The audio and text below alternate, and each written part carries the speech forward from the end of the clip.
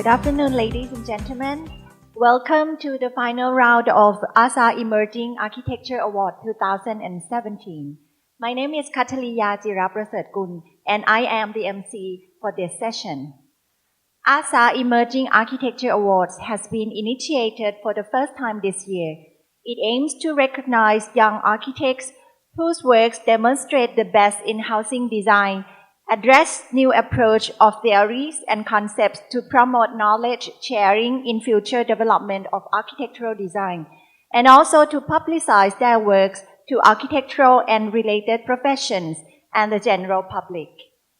It is hoped that the outcome of this competition will yield a greater understanding of the roles, vision, and the importance of young architects who will create new direction of Thai architecture.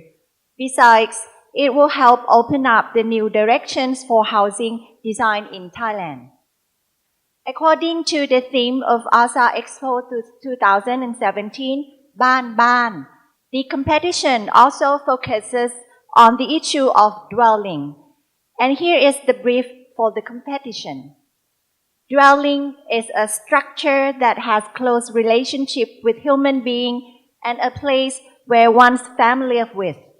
It reflects a different way of life and values of people.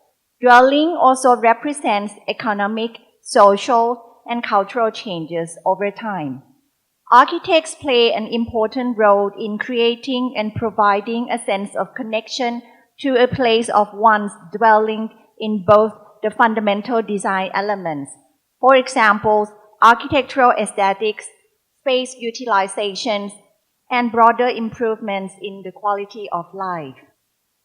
Now, I would like to invite Mr. Noppon Pisutta Anand, the director from Quintrix Architects and a curator for ASA Emerging Architecture Award 2017, to come up here and explain the procedure of this competition.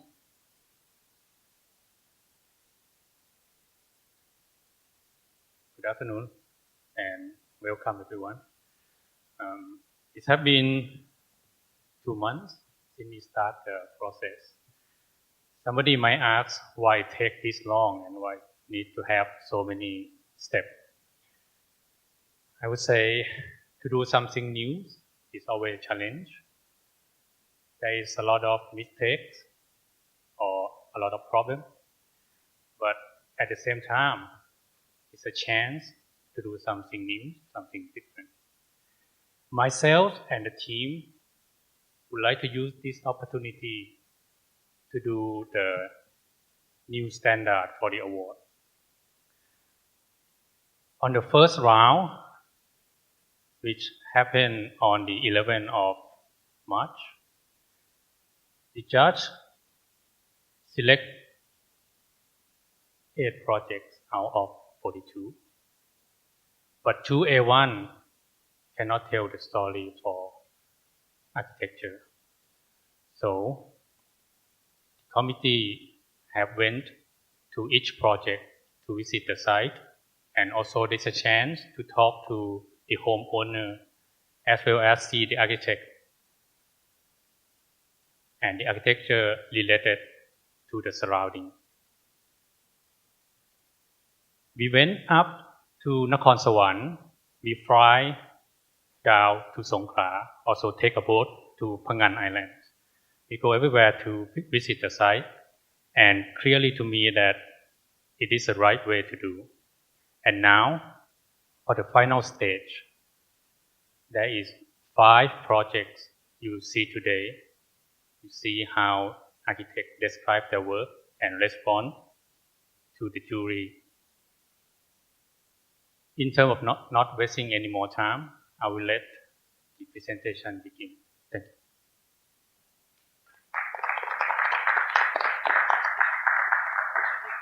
Thank you very much, Kun Noppon. This year, the ASA Emerging Architecture Award team could manage to invite international and Thai architects to be the judges for this competition. Now, I would like to introduce the 5 judges to the audiences. Start from the left-hand side of the audience. The first judge is Mr. Chelvadurai Anjalendran from Anjalendran Studio. Please welcome him.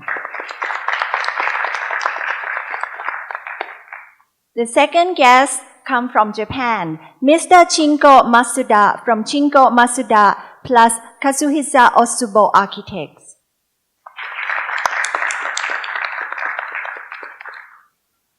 The third, Assistant Professor Prem Thada from Bangkok Project Studio. The fourth judge is Mr. Chatchalam. Next one is Mr. Bunlert Hemvijit Pan from Bun Design. And our last judge is Mr. Chatchalam Kliopatinon from Kanun Studio. Thank you very much, all the judges, for sacrificing your time to be with us today. Before we begin the presentation, I would like to explain the procedure of the competition today. We will begin the session with the presentation by the finalists. The order of presentation will be according to the lucky draw, which we did before. So it's fair to everybody. And each presenter will take up to 25 minutes to explain their work. And the judges will ask the question up to 15 minutes. Because as the presentation will take time for about 3.5 hours, so I think we will continue the session for 5 presentations until it ends, and then we will have a coffee break for about 10 to 15 minutes afterwards. Okay?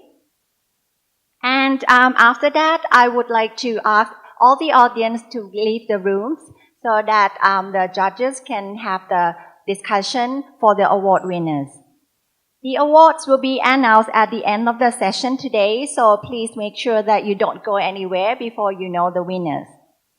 For the audiences, please be reminded to switch off your mobile phone or turn it to the silent mode throughout the whole session. Thank you very much. Now, it's time to start the presentation. So let's begin with the first selected work for the final round of ASA Emerging Architecture Award 2017. The first project is called Ekamai House, and the architect is Kun Chatpong Chunridi Mon from Chat Architects. So please welcome him on the stage.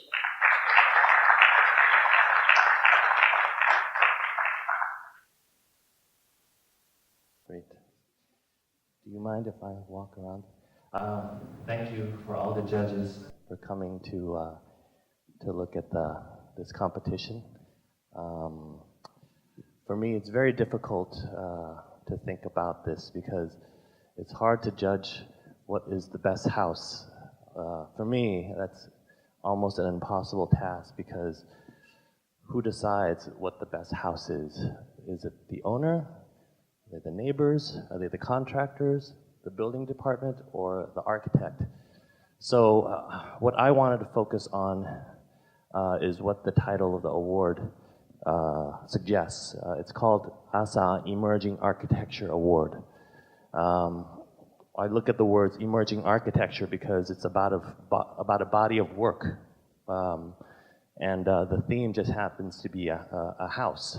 So that's how I will approach talking about this house, is how it's a bigger example of our body of work or my line of thinking. It'll talk about what I feel about the city and how I feel the idea of home is related to the city and to public life. So in the beginning, I kind of want to talk generally about what I feel the idea of home for me in Bangkok is. This is a photo from 1901. Bangkok, as you may know, used to be kind of a waterborne city, a city full of fruit gardens, rice plantations that are connected by canals. So that was how the city began. And what I was really interested in and enamored with was the architecture along the waterside. these houses that aren't designed by architects. They're vernacular. They're simple houses. And one thing that I think is very important for these houses is that they have a connection to the water, but also there's a public component to it. These decks are open, where visitors can row their boats up, sell fruits or snacks, and there's conversation between the owner of the house and the neighbors rowing past. As you can see here, these series of houses lined up against each other create this beautiful public veranda. So the house itself isn't a private, completely isolated piece of architecture. It gives itself to the city, which is the waterways, and the waterways gives back to the house. That's how life was, and that's how I feel life should be. Even after, this is a photo from 1960. In mid-20th century, the house on the water was greatly impacted because streets and roads came in. So once the roads came in, the houses turned their backs on the water and turned to the street. But even then, the housing typology, which is the shop house, had a public component. You sold your products, grocery store, and guests and customers and neighbors came in to talk, to eat, to drink, and you lived on top. So you actually invited the neighbors into your house. There's a public component. This is the activities that go on inside on the bottom level of a shop house. So even when the Bangkok became urbanized, there's a public component to the residential element. For me personally, the Bangkok I see today, the Bangkok that's sold to the world is all about commercial consumption. The big projects are condominiums, malls, neighborhood shopping, just all very much motivated by commercial aspect, which is great. I think all cities need to be developed at a global scale and a commercial scale. But I feel like the residential aspects of home in Bangkok has slowly drifted away. But what I do find solace in, what I'm interested in, is architecture, residential architecture, that still has a public component.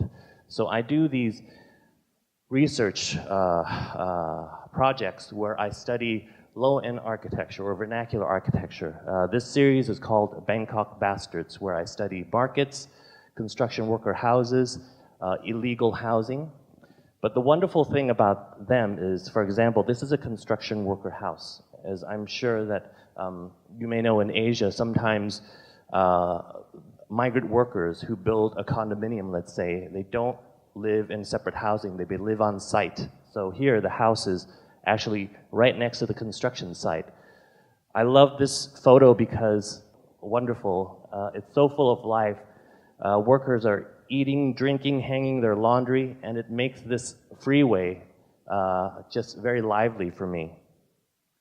And the reason for it is there's this beautiful scaffolding that happens in every construction worker housing, which I call kind of like the living scaffolding, where the scaffolding accommodates life because the rooms are so hot, made of corrugated tin. So they come out after work and hang out on the scaffolding. The same complex on the back has the same type of scaffolding, where the house has a public face that opens to the canal. And the scaffolding works also as a protective canopy for debris that fall down as well. I just want to show you, this is an animation that I did to show kind of the public nature of houses. So I won't show it all the way, but it's basically an animation of this particular house, construction worker house, but drawn in a very simple way, but also animated to show what life is like in a very simple house.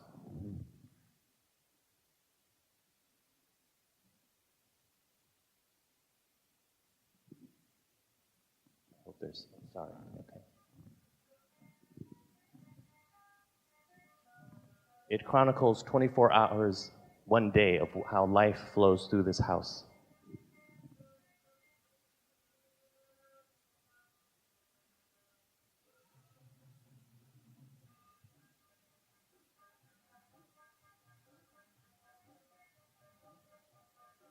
We worked with a band in order to make the music for this animation as well.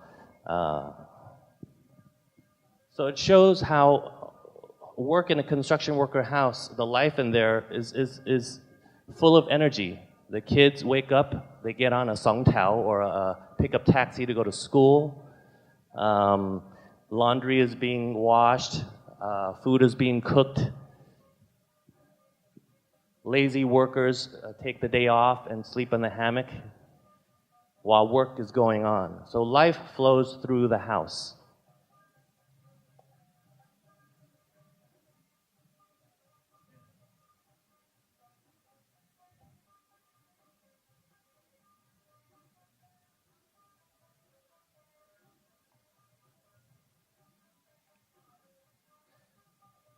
Pickup trucks selling fruits and other foodstuffs come. They're mobile grocery stores that come and stop by each construction worker house to enliven activity. So there's always a relationship between the people living in the house and the activity on the street. So the house bleeds onto the street.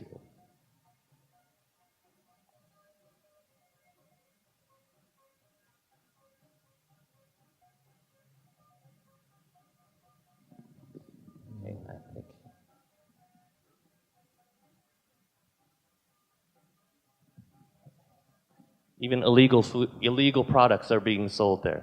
It's part of life in Thailand.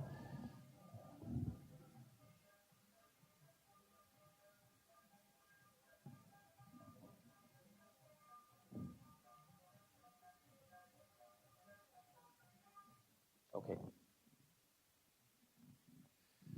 The idea of the private residence, a house that's your own. A single family house. Again, a house that's just for your family, nobody else's. Detached dwelling, a house that's separated from everybody else, separated from the city, isolated. So this is, I think, something that I try to deal with. And that kind of the Western dream leaks out onto the idea of developer homes that are sold. This is a house for 45 million baht where you can have your own detached dwelling in Bangkok. And even if you don't have any money, you know, for under 2 million baht, you can have your own single detached home as well, your own private house.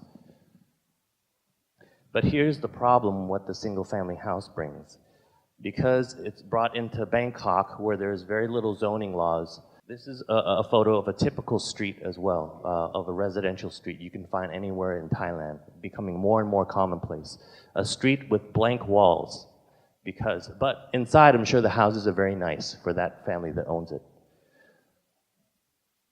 So, I'm sorry it's such a long introduction, but I want to introduce to you the kind of like the problems that I want to solve with the Ekamai house. So the house itself, is actually my own house and my wife and young son.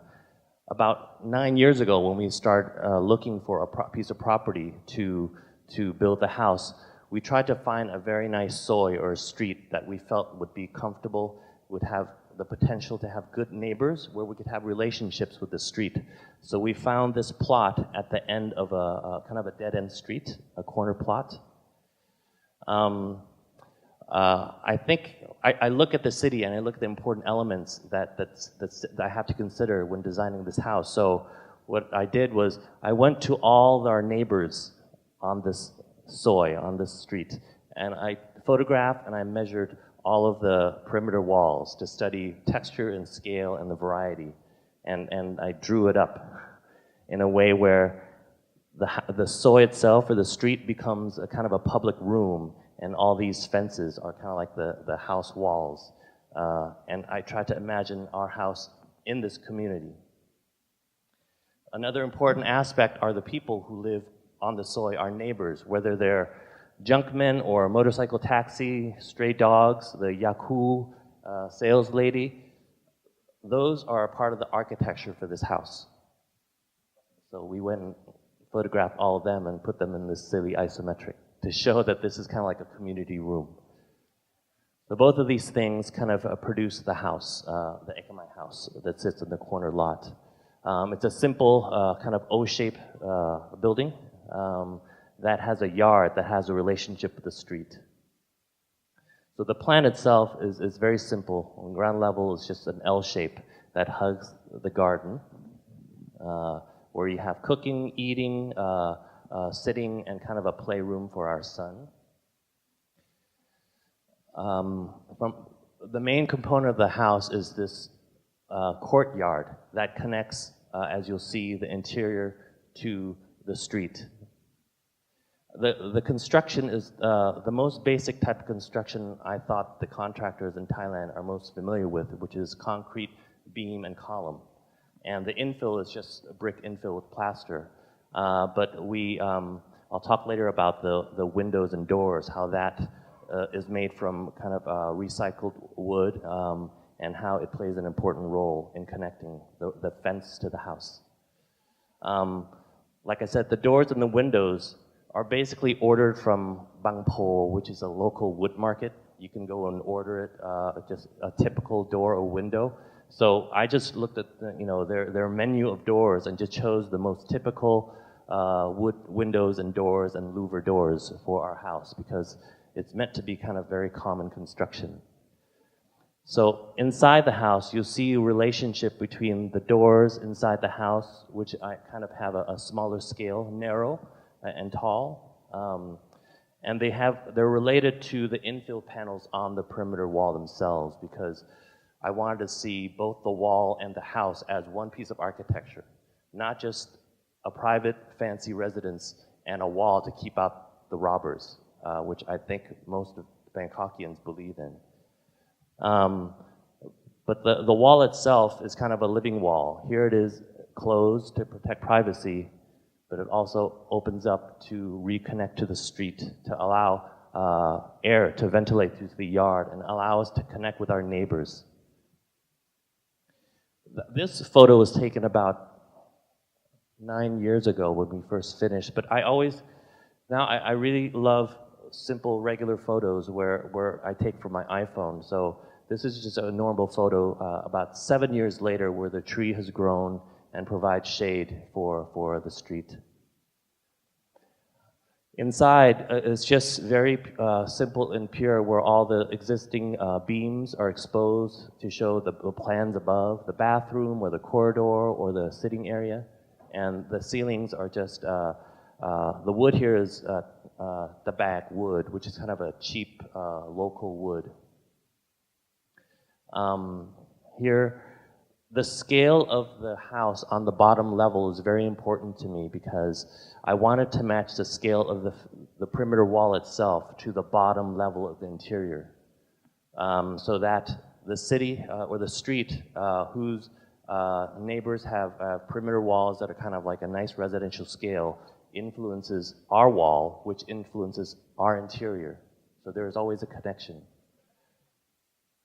And once you go upstairs, this is kind of a library stair to the second level. That's when we allow ourselves to have a higher ceiling, about 3.2 meters sloped, so that it could take in the garden and the tree, and it's kind of removed from the scale of the street because it's pushed back. The plan on the upper level is a very open plan, where pocket doors just allow all three rooms, our son's bedroom, family room, and our own bedroom, to connect in an open plan. So this is another shot from the courtyard to see how the louvers on the wall and the fenestration on the building are related. The next series of shots are shots that I taken on my own phone or a regular camera over the years, because I like to see how a building grows old. And I use a measuring stick of my son. So this is when we first finished. He's very excited to be in the house. This is Varan, 3 years old. We took this when he was 4 years old. So you can see here, a house is meant to be lived in, not just photographed beautifully. So it becomes, in the day, it becomes kind of a laundry drying area. And when we open the shutters, the wind comes through and dries it. So Varan sometimes likes to go out and buy ice cream through the door, and that's how we know. We know all the vendors, we know all our neighbors. And this is during, this is 9 years old, Songkran, which is our annual water festival where we're having a water fight with a neighbor. You can see him shooting in the water. And this was just last month. So Varan, who was 3 years old, was helping repaint the house about 9 years later. So the house kind of grows with us.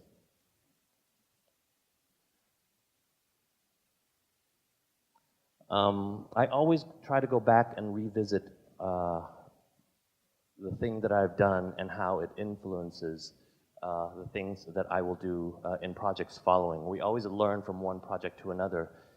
And this house wasn't meant to be a kind of a standalone showpiece. It really represents my view and attitude that I want to carry further, how the perimeter wall of a house should be considered an important piece of urban architecture, and how it should actually work with the rest of the house. So we did this conceptual reconceptualization of how if the perimeter wall became kind of a strategy for an entire block or a city, how it could change the cityscape.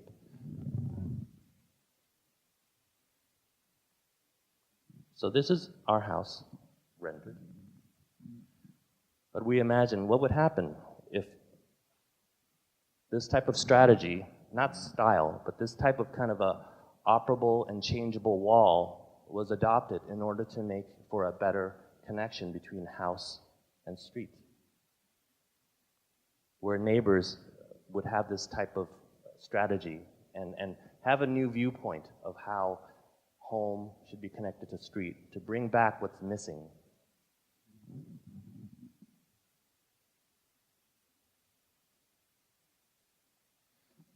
How am I doing on time? 5 minutes? 6 minutes left, okay.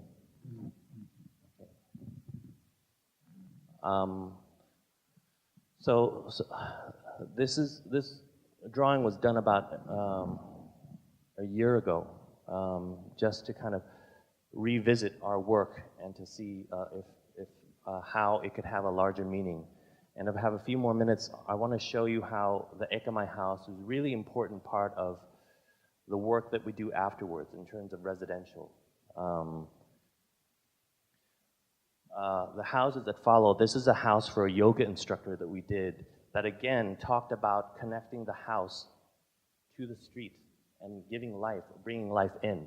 So this is a house where in the model you see it's next to the kind of a residential neighborhood, but it's basically these two masses, two snakes that kind of sandwich an open area. It becomes almost like an internal street because the owner is a yoga instructor.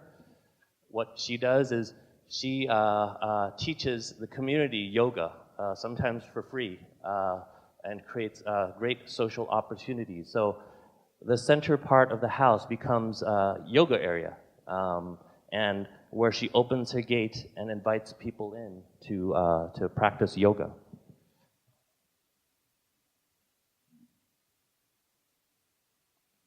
And the house itself is centered around this central space. So this is under construction right now. This is a shot from the central area. So the street here flows in a different way than the Ekamai house. The strategy was also extended to, it's an old residence renovation that's turned into a outdoor furniture store. It's called the Ken Kun project.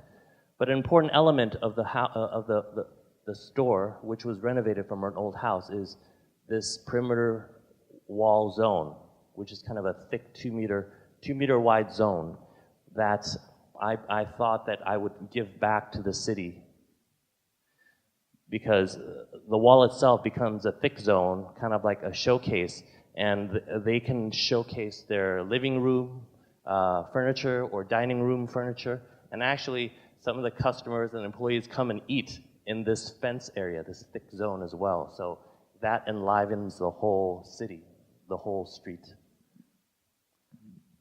So that's it. Thank you very much. Let me give you the square meter.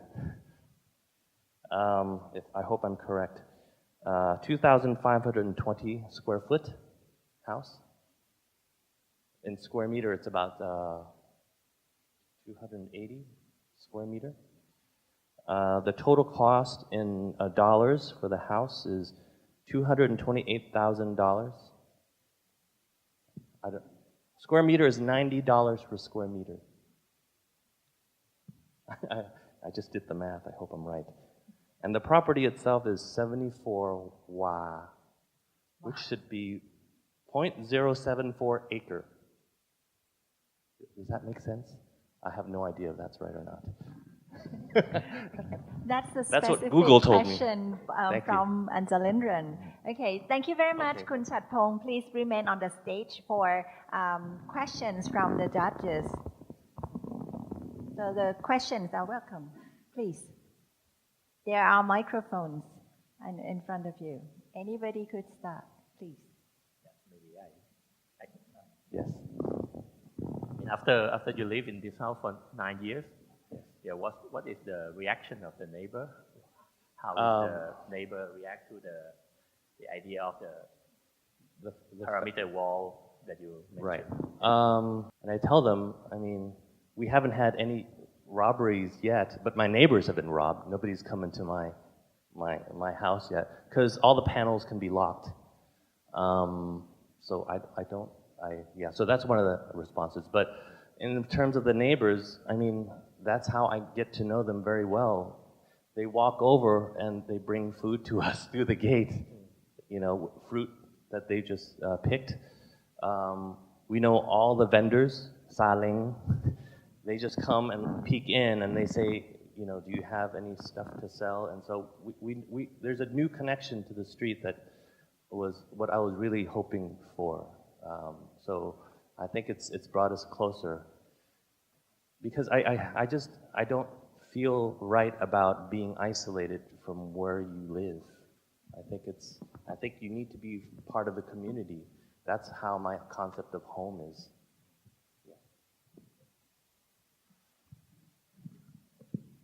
How often do you open the wall? We open the wall on the weekends, some weekends, and sometimes when it's really hot, our maid opens it to ventilate for the laundry.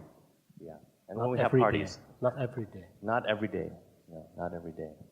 But I have to say that I don't think the gate needs to be open to be effective because in terms of the street, it actually looks like a house because of the paneling, kind of the residential scale, kind of the narrow shutters of the fence. And people always ask, wow, your house is right next to the street? Or whenever they come into the courtyard, they say, what's that room? And they're pointing to the fence because they think that it's a part of the house. So that was my intention, is that I wanted to I didn't want to have a blank face to the street. I wanted a face of a residence on the street. Even though it's closed, you feel like, oh, they're doors. They're doors that lead to a house. They have a residential scale. Very impressed your research about and your study about and the public and the private. You try to focus about the fence and open the fence and like and temporary fence and permanent fence. And your work is related to another work. I think this one that everybody is interested in your friend, but I would like to know about for the inside of the architecture, Sure. and the space, and that is I would like to know more about for inside and the another question. After this project is finished, what did you learn from this project? I'll start with the first question is what I learned. Well, I couldn't have done this first project for a client because it was risky. No Thai person in their right mind would allow their fence to be open. So I had to test it on myself and my wife. So I learned, once you're brave enough, you feel like you're brave enough to do this, and you have a living example of architecture that's proof of your idea, then you have more courage to interact with the street, with following projects. Because it's important when you go to a client and you show them work that's been built and you lived in it, and you want them to have the same type of faith to connect to the street. I think that faith is important. And I have to, acknowledge my clients because they're brave enough to do something that's not traditional as well. But I feel like it's for the benefit of the city, for Bangkok. In terms of the interiors, I actually brought, if I had enough time, I brought some more, 2-3 more slides of the interior. I broke the law. It's illegal. And I want to talk about it. I kind of broke the law here. I didn't break the law here because I'm next to the neighbor. And here's the law. The law is, if you have a wall that has no windows, there needs to be a minimum of 1 meter setback, correct? All the Thai architects know that rule, right? If you have a window in your wall, then you have to have 2 meter setback, right? I thought a lot, sleepless nights, about breaking this law. I didn't just do it because I need more goddamn space. I'm just going to go to the limit as much as I can. But I thought about the law. Not every law is right. Not every building code is right to me. Because I don't feel like this law of the 1 meter setback was considered with our culture and our city. Because if you allow a Thai person to build a house wall up to the lot line, but what happens in a lot line? This happens. You're going to have a wall. It isn't like in America where you can have shrubbery or bushes, right? You have a wall because everybody's going to be afraid of robbers. So you have these conditions, right? I took this from a neighbor's house, but this is kind of a nicer looking. Most conditions look like this. You've got a 1 meter gap, 3 meter wall, 3 meter wall, and it just becomes a garbage dump. So I asked myself, do I want this, or am I going to turn it into storage that I can actually use, right? And also, I hope I have this real quick, sorry. This is a diagram of the house. What I feel like, if we just follow the law blindly, the building code, right? I would build this wall up to here. This is a gap that we're talking about, right? And there'd be 1 meter gap here. That would be a collection of garbage. But if I look at the whole house as a whole in terms of ventilation, and I know this building code was made because of trying to protect public health in terms of ventilation, privacy, but I look at the whole house because if this is a solid wall that I butt up against, but I accommodate for ventilation in my living wall and also talking to neighbors, which we've done. We talk to neighbors, hey, let's have a low wall next to each other and let's plant trees, for example, here. Here, we talk to our neighbor. Let's have a low wall about 1.2 meters and kind of a wooden fence, and then I can enjoy your garden, right? So, to me, these issues are important, and this is also a comment on the interiors as well. For example, throughout the perimeter of the house itself, we put in benches that are right next to the windows, and there's a connection between the house and the garden, and it actually determines on how flexible we can arrange our furniture, because once you have kind of day beds up against the window, then you can actually arrange your furniture in a much more efficient way without walkways, right? So you can arrange, doesn't need to be a gap between the sofa and the window or the wall. You can actually, the bench compacts the house. So this happens Here it happens all along upstairs. I'm sorry I didn't bring a slide of upstairs, but upstairs there are benches in every room that run all along all 3 bedrooms that kids, actually there's a photo right here. Sorry.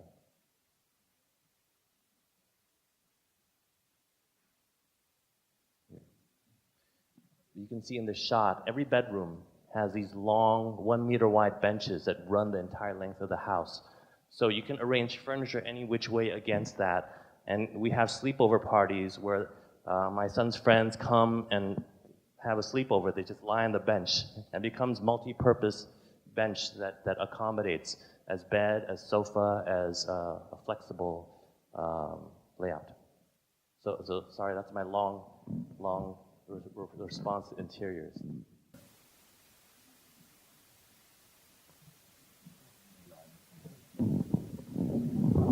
Thank you very much, Chad. The way you think about the boundary, I really feel the same. In Tokyo is also the same. Actually, the city is made with walls. It's not made of buildings. It's actually more dense, and the impact that the wall gives to the city is really is powerful. And but I have one question that you showed us the diagram of making the wall and the fence as a whole together with a house. And I felt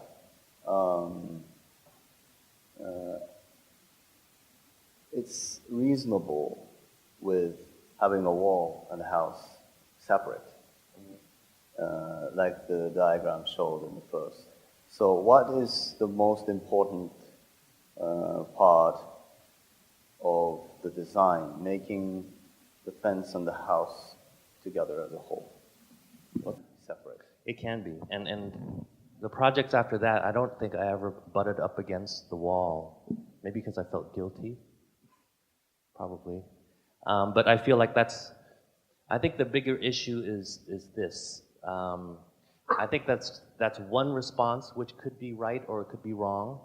But what I think what this project taught me, even if I did make a mistake in this house, is that setback zone of 1 meter or 2 meter all around everybody's property is always an afterthought. This is just one way of giving importance to it. I don't know if butting up against it was right or not, but it's one response. And what I wanted to get from this, what I learned from this project is that 1 meter setback, if you add up all the 1 meter setbacks all throughout Bangkok at each property, imagine how many acres of space is wasted. Wasted. Because people think it's an afterthought. So to me, my clients may think I'm weird because I'm so focused on this area, this zone, this band, or the setback zone. I think it's very important because it's a threshold of public and private. And if you butt up against it or not, I think I'm still studying it, but I can imagine that if it weren't butt up against it, there could be more flexibility, as you would say, where you can have a more flexible architecture, because once you butt up against the wall, the problem with mine was that it became more expensive for me, because once I butt up against the wall, I had to have foundation piles the same as my house, because you didn't want it to settle this differently. So that's a mistake for me. I mean, I spent more money because I had to support the perimeter wall. That's probably another reason why I don't do it anymore. Too, because if you separate it, then you can have kind of a shallow piles or floating piles that's not so costly because the fence isn't so expensive, right? So, like I said, it's a house that I'm learning from. I think that's the most important thing for me, that it's a starting point to learn, and there could be definite possibilities, options, open-ended. What I would like to see is that I think that you have to deal with a very simple problem. Your site is rather small. Your house is as big as your site. And you have tried to deal with the problem of relating to the outside and being private at the same time. And I think that's what emerging architecture is about. It's about thinking. And I think in that way, you have done a very, very refined house, and I think it's very, very good.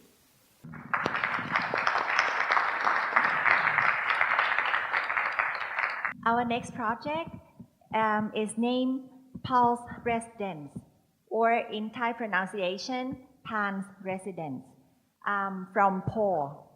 We have two presenters today, คุณพัชระวงศ์บุญศิลป์ and คุณอนิชาดุริยประพันธ์ Please welcome them on the stage.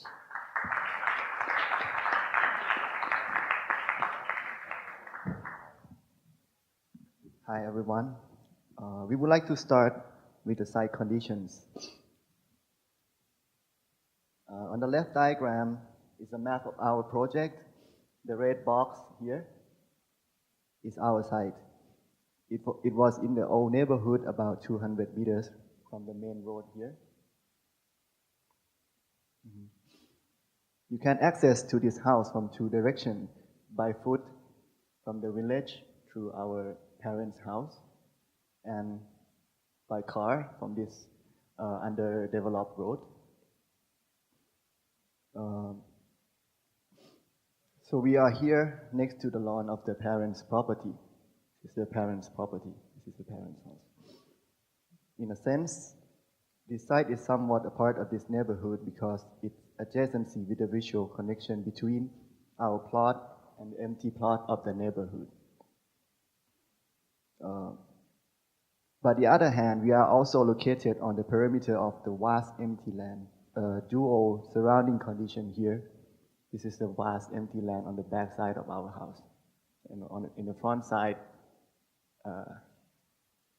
it's a village, old village. This is a photo of the in front of the house. It's a typical road inside the village. And basically there are two stories house across the village. And on the back side, it's a very underdeveloped road. This is a car auto service. They rent the area. And this is the road towards our house. On the left side is leftover underdeveloped land, and on the right side is a banana orchard. And we are deeply interested in the security and the privacy is an important issue for us. But there are a paradox here. How could the building be done in order to achieve both security, privacy, and openness? Because we all know privacy and openness is somewhat on the opposite of each other. We are deeply interested in contrasting conditions between privacy and openness. Certainly, there are many architectural elements that deal with this issue. There are pro and con individually for each type. For example, the louver and screen. During the day, it can block the view. People cannot see from the outside to the inside. But during the night, when the inside switch on the light, people from the outside can see activity inside easily. So for us, this is something we want to explore, and we see design potential out of this. Our design objective also creating something not extraordinary, but make an experience more special. So for us, probably there is a fine line between the two quality. One basically a piece that changes your normality. It is a kind of architecture that prioritizes itself, where the other one promotes sensual architecture that focus on the users, beside from providing rooms and its function. So the final design of our house appears to be a solid mass with a frame. One part of the house one part of the frame houses an indoor area, and the other half of the frame houses the tree. This architectural gesture does give a house a certain character. The frame encloses the courtyard into two levels.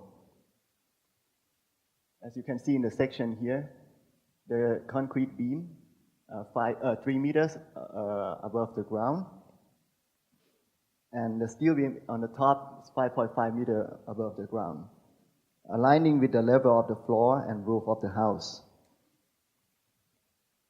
The first floor encloses the courtyard into two levels. The first floor is composing the main living area facing the courtyard and the multi-function room. The indoor and vegetation area are sharing the same plot quality. It has the same size. From an interior, the living space is extended to the landscape. The beam certainly defines volume of space and creates visual boundary and not a blockage. The vegetation in the court is carefully selected based on their natural character. You feel protected, yet not contained. Volume of leaves serve as a layer of screen for a second floor, where more privacy are needed. In the master bedroom, you wake up with a panoramic view of nature, where it also serves as a visual screen from surrounding neighbors. Each tree does give each room its unique atmosphere. Certainly the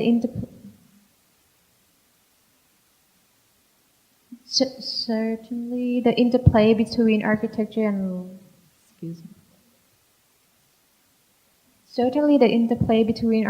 and landscape is something we're fascinated about.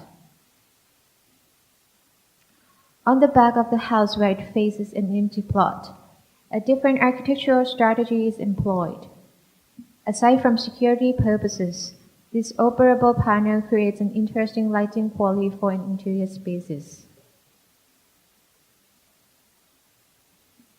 For the interior, we keep the decoration to the minimum. Storage and services, including bathroom, are grouped together into a wooden box. We treated it as if it is a piece of furniture in the space. The gap here does allow for cross ventilation and natural light to come into the interior space. The light also bounces up to the upper floor. So on the left, it's where the storage is closed, and on the right, it's where they all open up. Storage area and spaces is integrated into the wall throughout the house.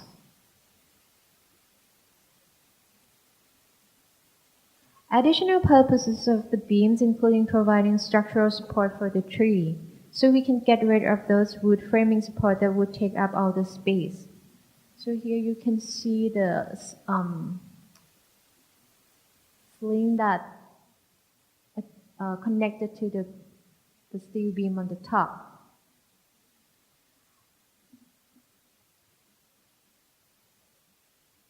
Again, the interplay between the architecture and landscape is something we're fascinated about.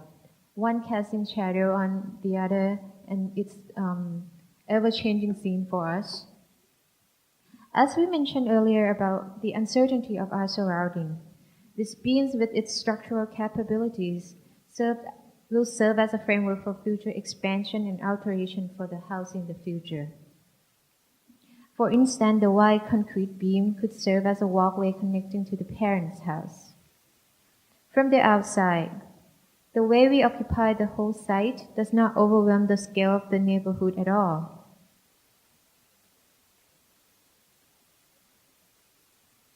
So we actually butt up against one of the house with no setback at all.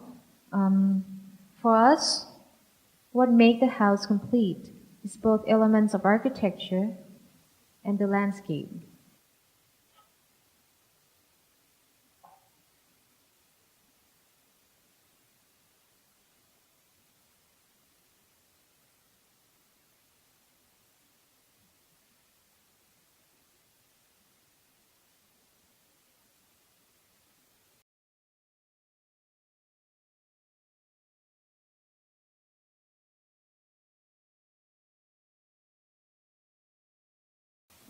Okay, thank you very much.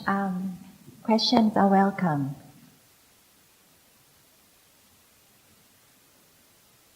I would like to ask one question, and the beams are they placed very at the border of the site? Is it?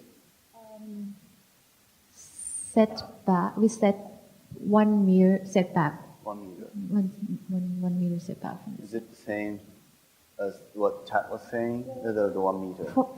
With the steel structure, it's actually legal because it's considered as a temporary structure and it's an unoccupiable structure. Okay. Well, I would like to ask the question about the frame. I understand what is inside the frame, but what are you thinking about outside the frame? Outside the frame, but inside the site, or outside the frame as if you are a neighbor? If you're from your side. So in between our fence and So then the beam. It kind of like I feel kind of that frame is kind of limiting the space with rigid line. So, but if that frame wasn't there, you can actually, feel the sky very continuous. Right. Maybe. So, what was the purpose of It actually a frame gives us to a sense of protection. I don't know if it makes sense, but for us, with it there, you feel protected, unlike you have an open sky, right? You can see all the way through, unlimited perspective. But for us, sitting in the living room, surrounded by those beams, it's somewhat a sense of protection. Actually, as I presented before, we are located in our site is connected to part of the neighbor. On the back side, it can turn out to be anything. Like in the future, this empty land can become a condominium or apartment, which can be 5-story to 8-story high, and in the future, we might need more protection and privacy. So this frame is flexible. It allows us to be able to put screen or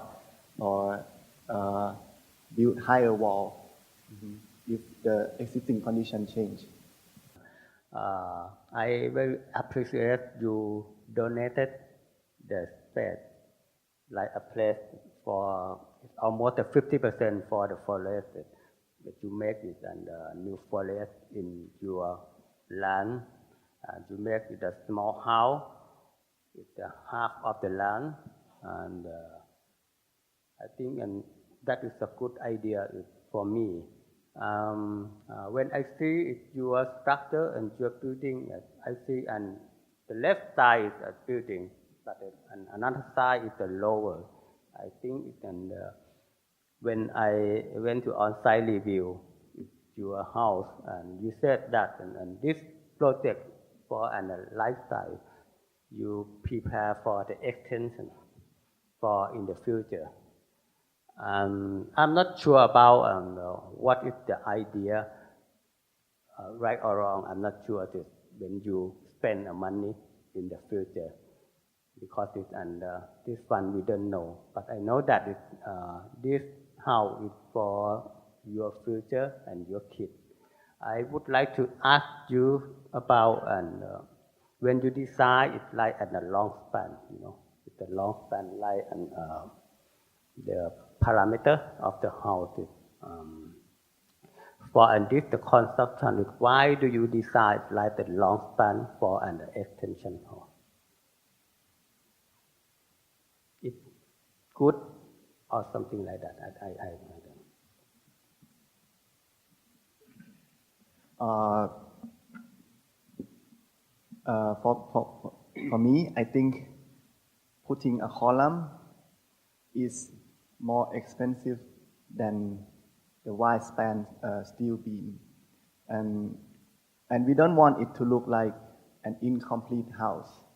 We want it to look like one element that's flying.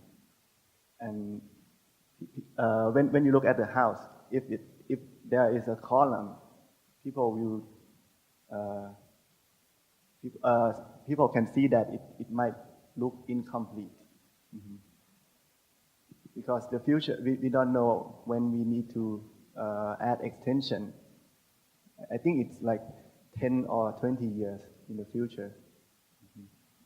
But also in terms of perception, I think with column you have a narrower view of your neighbor or the visual link with other people. So without the column, it's almost everything is connected, and it's related to Shingo comment that for us when it's there, it's give us sort of the proximity of things. You know, this is closer to us, and you know the sky is sort of far away, and it's framed certain view, not specific view, but it does give us some a new experience of our surrounding, I think. Security, privacy, and what the openness of the house. Could you be more elaborate about this topic that you use in the house? We use is architecture and landscape architecture together. As I said before, the beam is just give us a sense of protection, but the landscape is about screening. So each vegetation are carefully selected to sort of screening a certain area of the house, if that makes sense. So for us, mostly when you are concerning about security, you either build a higher wall or you block all sides of the house or create certain windows and doors. But I think the way we put the inner core in the center and focus our view toward one direction,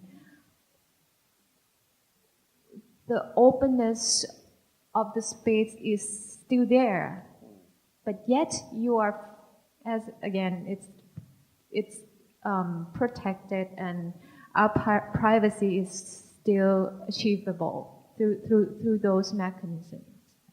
But you mean you feel protected visually, or? Yes, visually. I really appreciate the extension of the space of the interior to the outside. But when I visit your house personally, we just see that the extension, the feeling of extension of the space is somehow quite only visually to be explained. Like not meant to criticize the work, but I mean there is not real connection between the inside and the outside of the house that much, especially for the first floor, the upper floor. Not only the physical connection to the outside, but also like ventilation, for example, because you use like a fixed window all along the way. Like your master bedroom is like, when you enter the space, it's quite close actually. That's what my feeling about. The role of the landscape for the first floor and the second floor is different. For the bedroom, we only use bedroom for sleeping, and when we wake up, we come to the first floor to enjoy the living room, and I think the role on the second floor is the sense of security and privacy is very fragile. It's very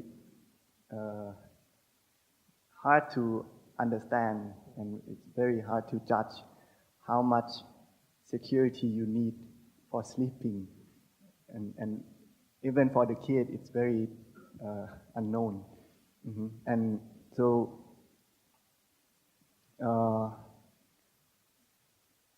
right now we feel that only curtain and vegetation is enough for the feeling, for the looking.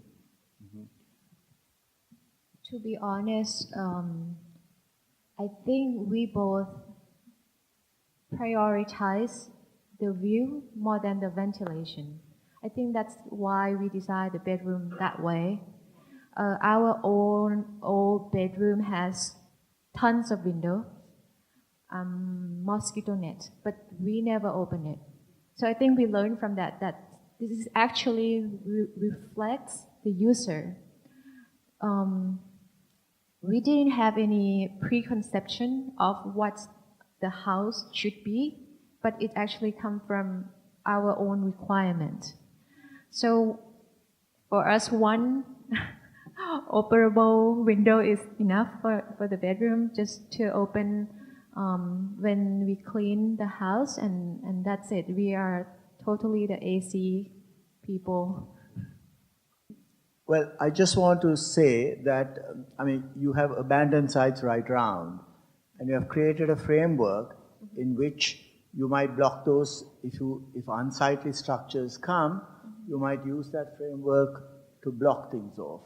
And I think that's, given an abandoned site all around, that's being intelligent, because it means that you can deal with the future, whatever comes around you, with your existing framework without trying to start afresh.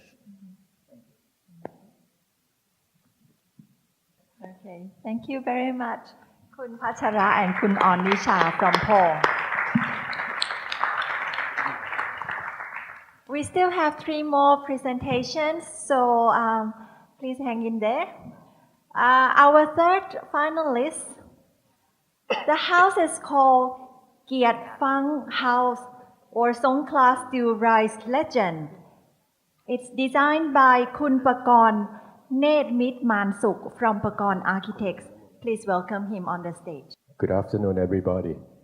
I may have to stand here in case I have to describe by the model I had done. My name is Pakon, and this is the first time I'm being on public. I'm work but very quiet in my office. And before starting to Kiat Phang House, is a house of the owner of the stool rice. It's in Khao Stool in Songkhla, Old Town. I will describe how my architectural journey came from and how I study architecture, and I go through the history of architecture and how I learn architecture. Okay.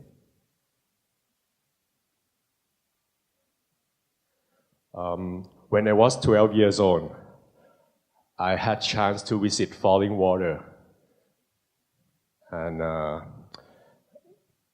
I know I like art, but I never know about architecture yet until I walking through Falling Water. Then it inspired me too much because it's about organic architecture, the architecture that using natural material, and it feel like can touch, and also my uncle he's famous landscape architect. His name is Pichai Jiropat, and I'm very close to him. He seemed like my brother. Every day he come to my home, and I saw him drawing sketch of the landscape.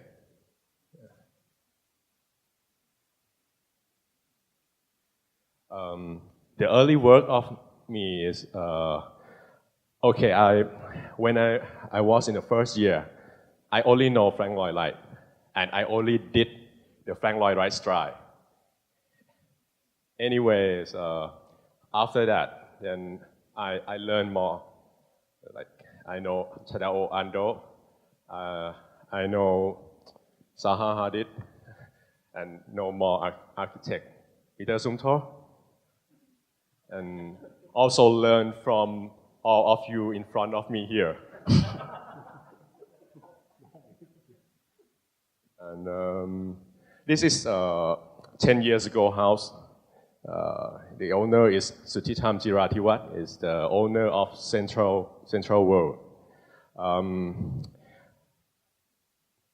It's a modern architecture, contemporary, and it's using natural material. And I also try to make the space as full as much as I can, and also seeing the nature, the tree, and the landscape. I'm very, I like minimalist at that time. Now I still like, but in different way, after the journey began.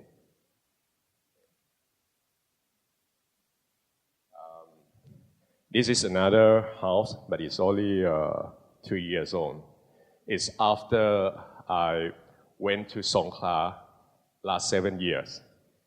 I was based in Bangkok, but now I live in Songkhla for 7 years. This was the house that also have the minimalist space, but I start to learn the culture in architecture, the style. It have more spirit. Anyway, any kind of architecture, any style, any period have beauty in itself. I still do modern architecture, but the root of me was Frank Lloyd Wright, Falling Water. I mean, that only house, but not other style of him. When I come to classical architecture, I mean the ancient, when I moved to Songkhla, I found that it's the most beautiful old town in Thailand, and it's like more than 200 years old. I fell in love with it, but Songkhla Old Town now is still unseen to Thai people. The similar thing from modern architecture and Songkhla Old Town architecture is about natural material. The Chinese house using brick, using clay tiles, using wood, as old as it is it's more beautiful. Yeah. So this house, are using the door, the folding door. That is the detail of the old Songkhla Old Town. But still using the deck, that is a wooden deck. And Songkhla Old Town most of the Songkhla Old Town have courtyard. And I also designed the courtyard here to make natural light. And also this house is a saving energy house. Okay, when I came to Songkhla Old Town 7 years ago, here is the map of the old town. It's the lake here, and the old town is 3 roads parallel. The road here called Nakhon Nok, and Nakhon Nai, and Nangam Road. The site of Kiet Phang House is here on Nangam Road. It's a easy road having many food shops.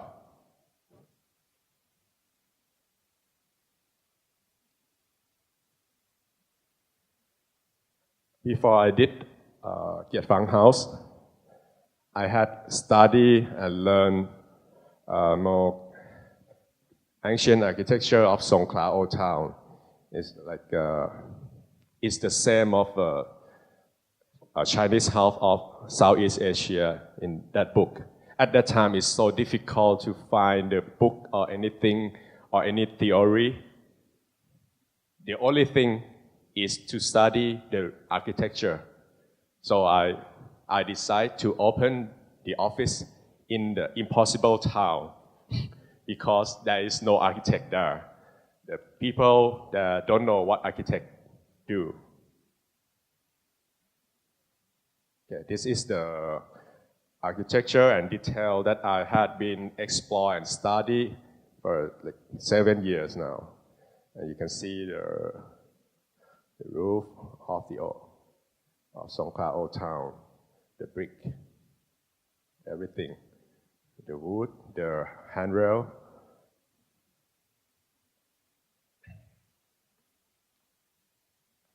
The study detail. Some of my work also. I had did the museum, the boutique hotel, and the restaurant, and 2 houses. And 2 houses of that had been sent to this competition and been in the 2 out of 8 in finalists. That I'm being very, very glad.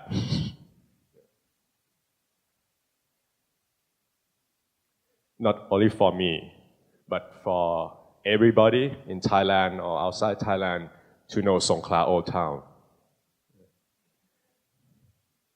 I believe that the old town, somebody said, let's keep it quiet.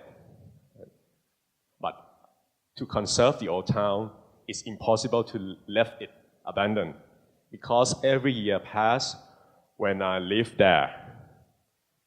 Old house had been demolished and been like fall down every year. So now, after 7 years from very quiet city, now it's start to become the tourist town, and most of the old house had been renovated and been conserved. Some is good conservation, some is bad, but it's better than nothing.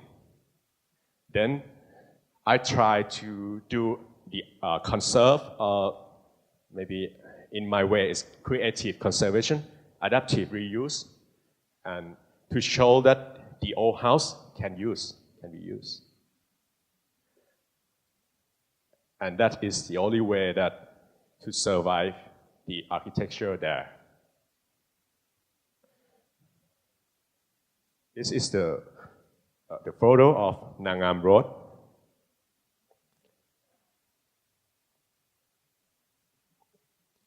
And this is the photo of their house. This old house had been demolished by the previous architect. The architect, that is not me. It's about maybe 3 or 4 years ago. This is photo taken by me. At that time, I walked inside and I really love this house. It has the nice proportion wooden mezzanine. Yeah. But I can't stop the demolition of this house.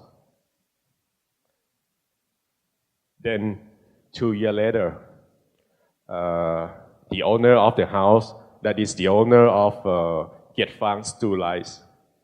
This Two Rice is the legend of Songkhla because it's been 90 years old. They sell the rice and the soup. This is the house of the owner, not the house that been demolished, but it's very, very nearby, like maybe about 20 meters from the house for the house I designed. You see the shop house is a three room and having folding door, wooden folding door. And they sell on the morning and for breakfast, for lunch. But in the afternoon, the door still open. Open for friend come to have tea, afternoon tea, and have a chat. So this is mixed-use function. They live upstairs, they sleep upstairs, and the living room is the shop downstairs. Okay, but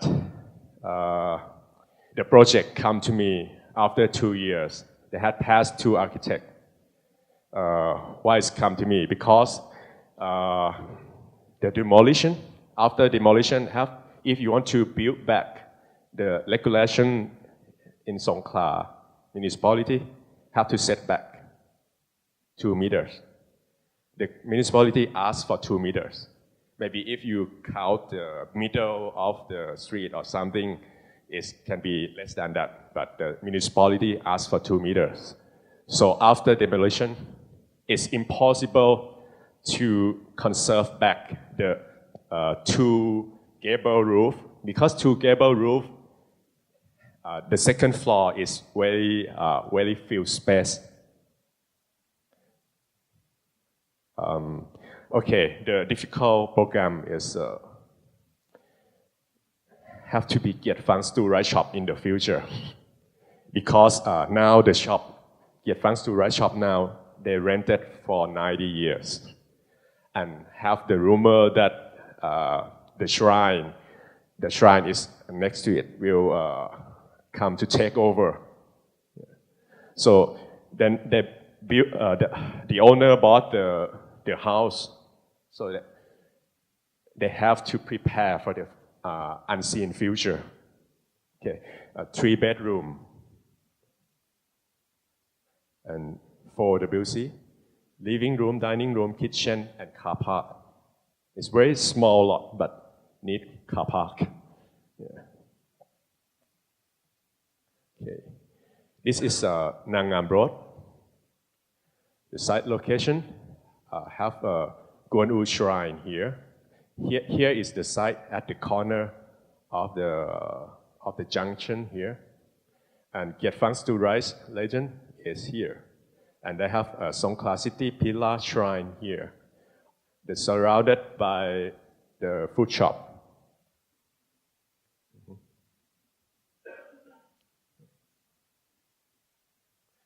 Okay, schematic design. Sadly, that I can't find the files, 3D files.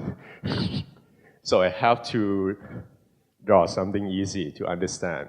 That's why I had to design this schematic design. But I had passed, every project I did is the most time had been spent on finding the best solution of the design. Okay, starting from the old house before the demolition by previous architect, there is two gable, mean that the roof, the gable roof is completely total to the side here.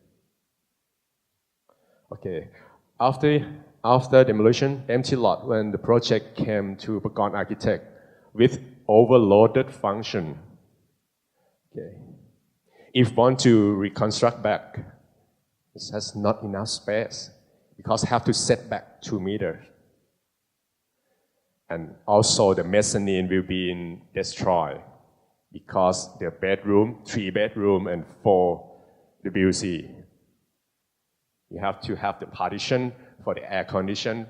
So the spirit of the mezzanine, wooden mezzanine will be gone. And the owner want the linkage of second floor. That is 2 gable roof in different level. You imagine if you want to connect. Yeah. I saw the previous design of the other architect. They made the slab roof, and it will destroy the authenticity of the roof of the old house. All the new function as a bedroom. Okay, I described already. Okay, the previous solution was I'm trying to design the shop house facing Nangam Road. I mean, I give up to conserve back because it's overload that function. So from the first preliminary, I try to make the shop house that facing the road as usual as you see in Phuket, Penang. Okay. So this is the final schematic. See, my idea was click when I tried to make juxtaposition composition. That is the character of Songkhla Old Town, because every house is individual, and individual have a different period, different style. That is charming. So, because I'm using the colonial style, Sino-European, that is a rectangular, and then all the bedroom and water closets will situated in the rectangular concrete building. Okay. See, this is the plan. So this can conserve the wooden mezzanine almost 100%, because all the function that will destroy the mezzanine here is going into the concrete cement house already.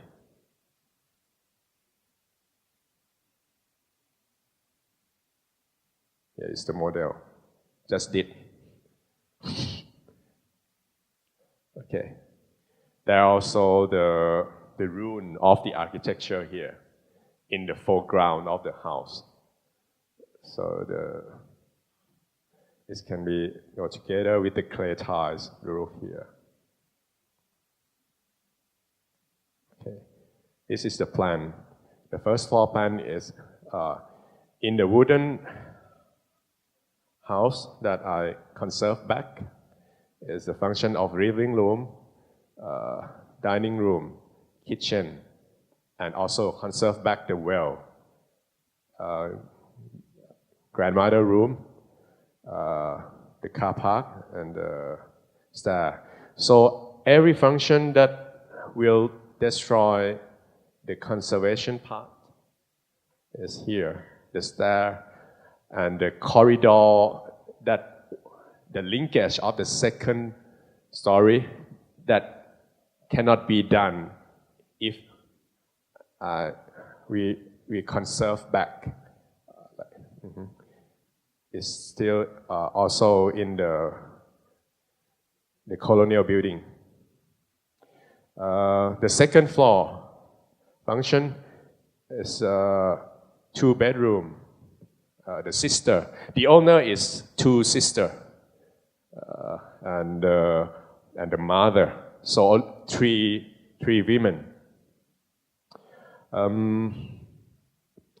Here is the front bedroom connected by the corridor here, and the back bedroom for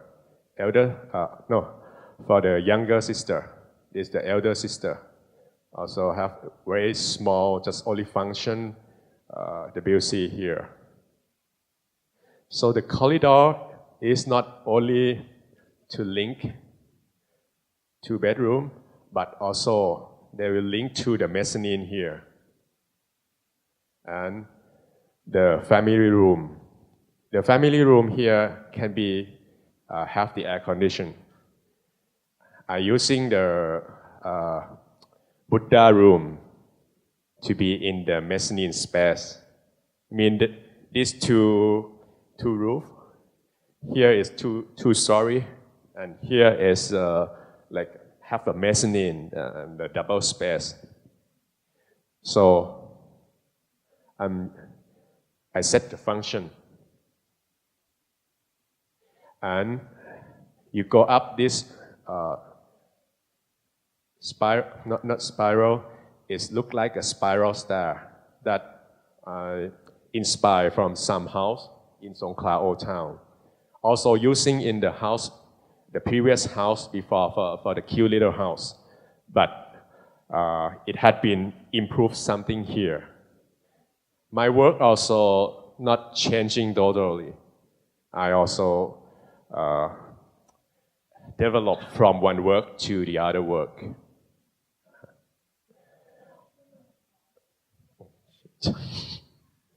Okay, this is the zoning. I'm using the private section here and the public section here.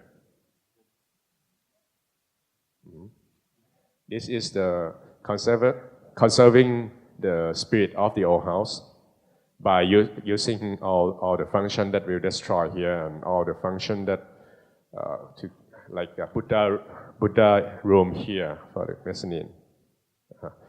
This is the Songkhla Old Town juxtaposition composition. This is the material that has been used, is inspired from the Old Town also. So using new clay tile and old clay tiles. Here is no space for the courtyard that I use in the cute little house. So I create the interior window here. That here will solve the interior window, create cross ventilation throughout the house. That is the problem of the shop house that cannot have the window on the side. Here, when open the window here, the wind goes throughout, and it's work because two sisters is single. So the privacy is not 100%.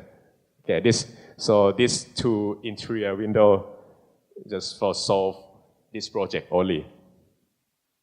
Okay, the spiral, semi-spiral staircase also have a stack ventilation that the laundry is here. So the window here can open all the time. Okay. Please conclude. Okay. It's indirect light from the sun. Okay, the stack ventilation. They're under construction. Even the folding door closed, the light in the interior. Yeah.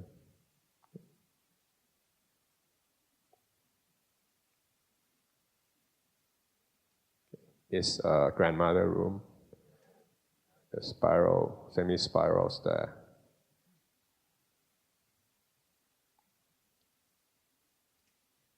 This is the interior. The relative furniture being reused. I paint the color new. This is the mezzanine. I think time is over. It's now Q&A session. So the judges. They have to show the video.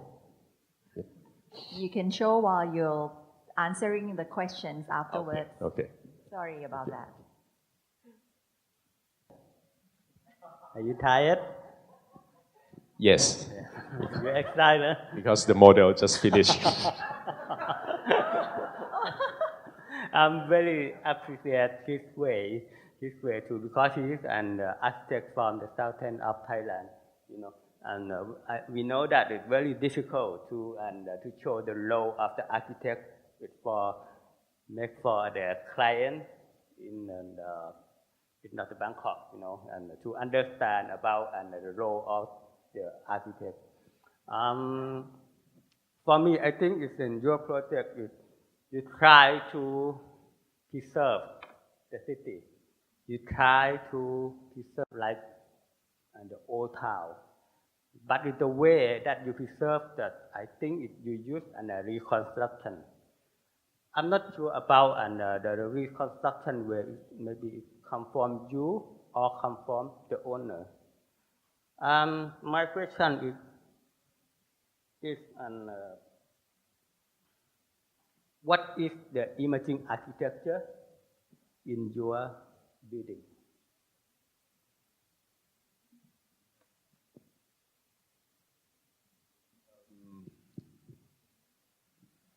I not only conserve, but I use tactic from me to, I did minimalist work and I look at architecture as the conceptual.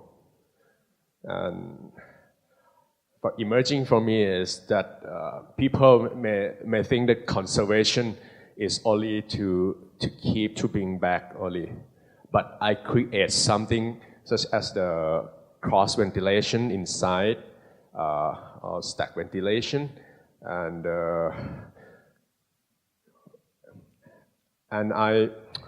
this project is different from the other project. The cute little house is have the natural context. It's have the lake, so the space and the view is small, but this is just the road.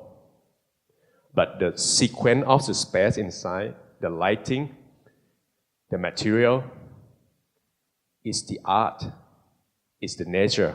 When you walk inside, the modern material cannot. We are human.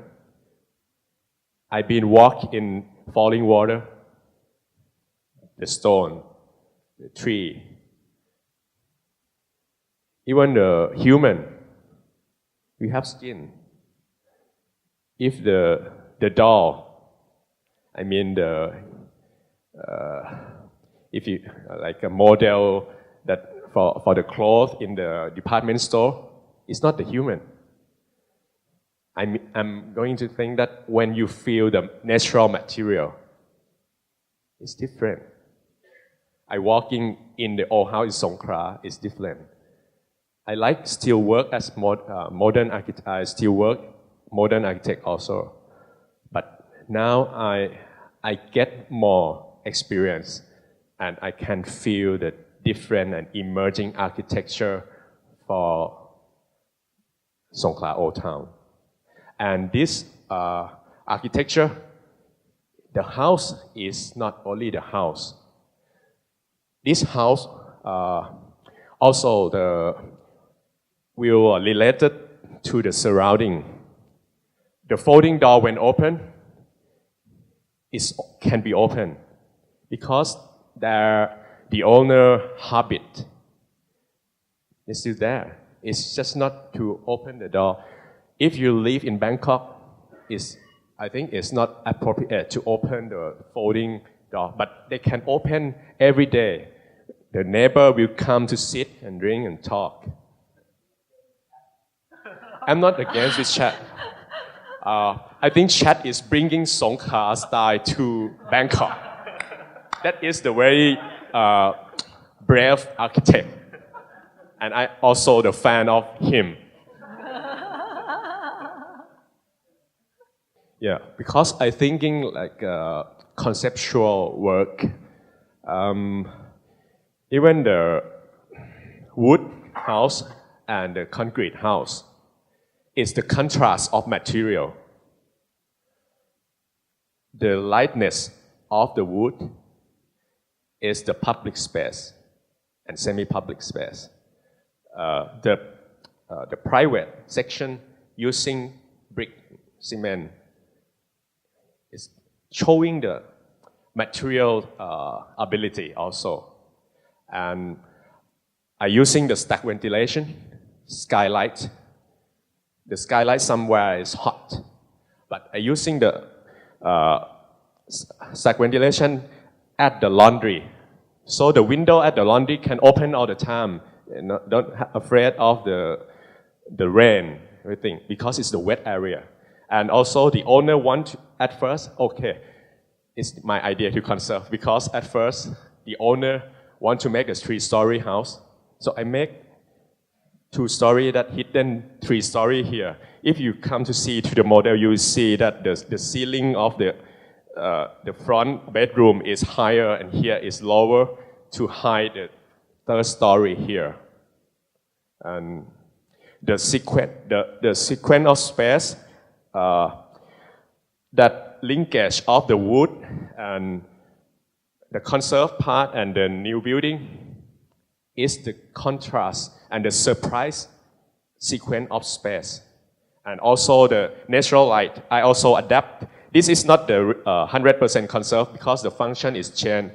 Before is the front house is at this side, but they want to make the shop. They want to open all. That's why I have to set back 2 meters. And the setback 2 meters is work because can use at the public space here. Can have the like afternoon tea or coffee shop here at the 2 meters area here also. So it's very difficult part when I changing the close here. There been the wall that close here, but have to open it. How difficult is it? Because it's you know that the open side of the gable style is here, right? For the shop house, but I against the rule to make, so it's very difficult to try to make the proportion of the folding door, the canopy here that can be used for the terrace to observe, and I also using the steel structure to get into the wooden structure that cannot seen, the lightness. Everything that go to touch this is not to disturb the feeling of the architectural authentic. Well, I think it's a beautiful work, and but I think all the judges are concerned. I may be saying the same thing, but in a different way. The way you faced this site and client and this opportunity was, I think, is very, very contemporary. I mean, in the meaning of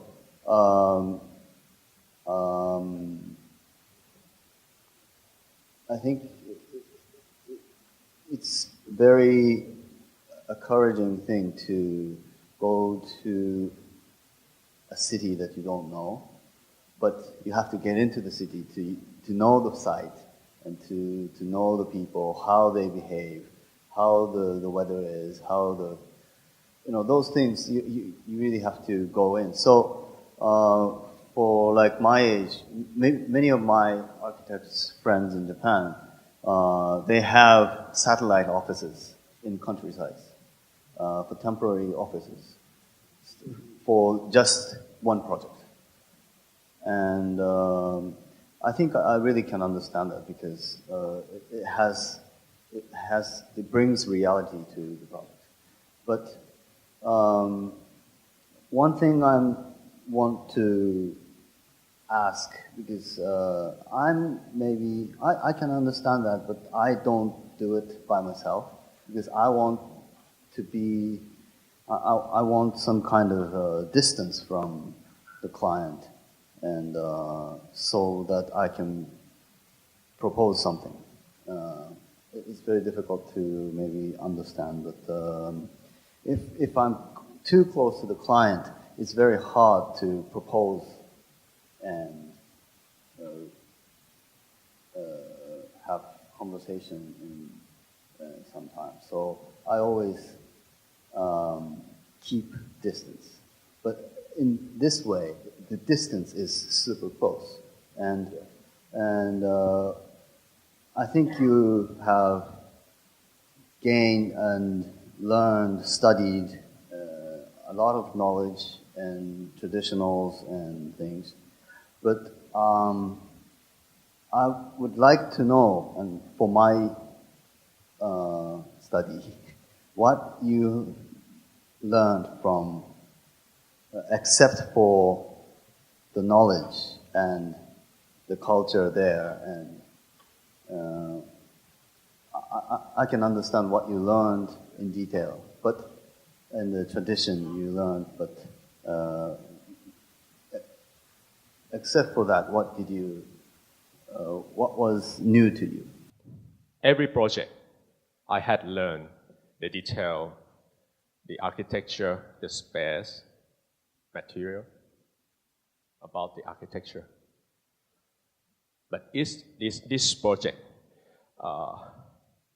is the first time that I learned that how happy after the work finished, because at first the grandmother don't want to move here because there is no gable roof yet, because she said, what kind of house don't have the roof, because the rectangular here had been built first. So at the finish of the project, the grandmother come and she want to stay here. So that is the feeling that I learned, that I try intention, my effort, all of my effort to make this project is many difficulty here. Even the worker in Songkhla, the people here that critique me during the construction. But after I had passed, that day that the house finished is the day that I have to take photo to send the competition. I feel like the happiness was at that moment. The competition is not as important as the happiness of how architect work as the architect. Well, I still remember the smile of the grandma the day that we sitting in the house. We were really impressed by the quality of your project, and also walking through the old town of Songkhla, we see a lot of new construction that usually make the highest buildable area possible. But this is a good example of how people can live with the old value or the architectural style that live with the city and still live on with the city. I think, yeah. Thank you. Thank you. Thank you very much. Sorry.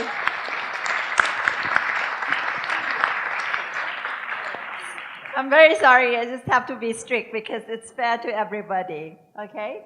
So we have done 3 presentations today, and we have 2 more projects to go. So hang in there at the audience. Okay. The 4th finalist, the house is called O Art Im House, and it's designed by Suk Architects. I would like to invite Kun Ruth Namporn Ket Kasem Suk to come up on the stage and present their work.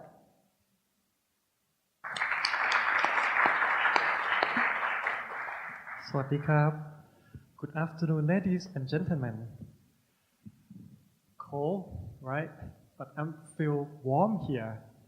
It's so be honored to be here with my friend, Kun Natashat Gosintharanon, a co-project architect, and my friends from Suk Architect down there, and also my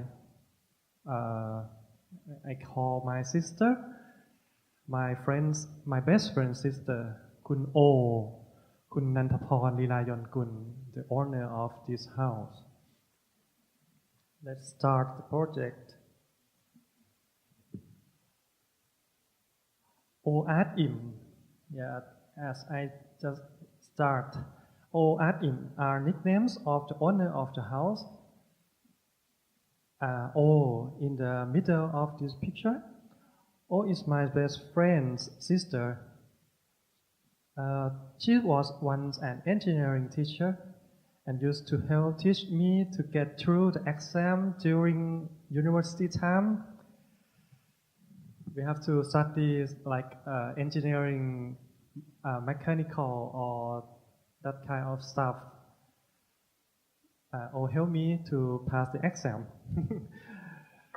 After that, I heard that she had quit her job as an engineer and started to learn cooking at Le Cordon Bleu French Culinary School. Say it right? Le Cordon Bleu in Paris. So, a bit surprised, which I still caught up with her time to time. Art, the guy on the right, is O's husband. He is also a chef. They meet each other when O came back to Bangkok. They met each other in a restaurant. They worked together. And after that, Im, the girl on the left, the daughter. O at Im. We start with O. Why? Many reasons. I know O first. In that time, Im not born yet.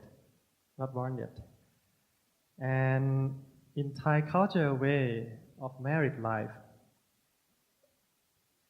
anybody get married? How many people? Let me know. Two sons already. It's the same as my house. Actually, Thai way of life, I mean our culture, we love to stay on the wife side. My dad lived in my mom's house. I live in my wife's house. So the mom or woman or wife of the house is like a queen. I have known this family for 24 years. All mom and dad are always kind to me. This house usually treat me like always have delicious food on a dining table. Sometimes they cook by themselves or sometimes they bought. This family is so kind, simple and not lavish, but still always choose good stuff for people in family.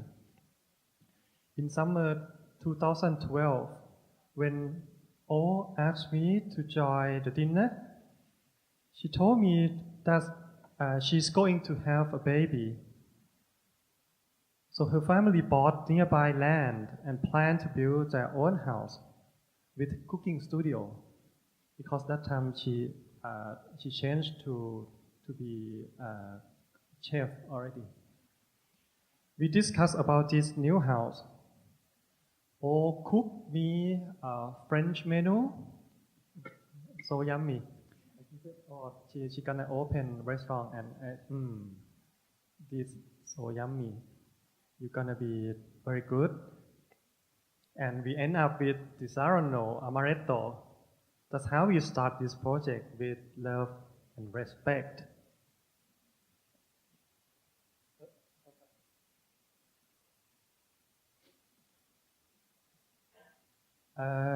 The house is in Bangkok. So let me background you about Bangkok for short. Bangkok city is now 235 years old, since 1782. We start settlement from this river, Chao Phraya River. This is Bangkok metropolitan region.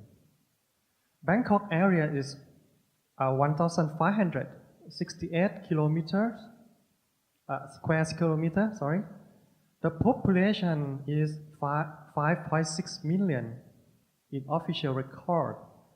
If include unregistered population, it might reach 10 million.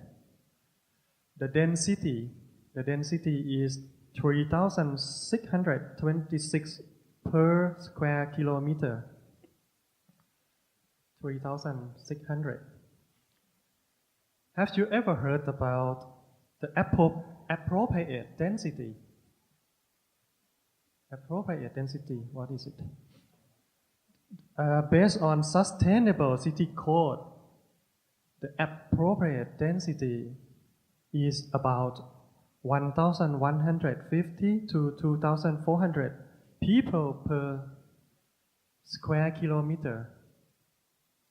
Tokyo is two times.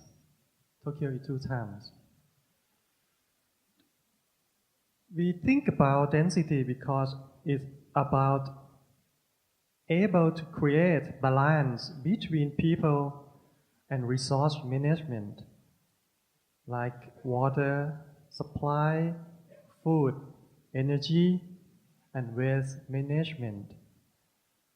Why it's not too less to be efficient? In the middle is the old town of Bangkok. The red spot above is here where we are now, Impact Challenger Hall. Here is not in Bangkok, you know. And the spot that is the house, where is the house is.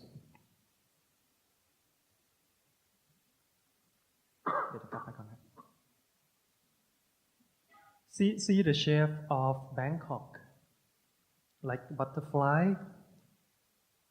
The house is 10 kilometers from the old house, or I mean the center. And the house is about 18 kilometers to Suvarnabhumi Airport.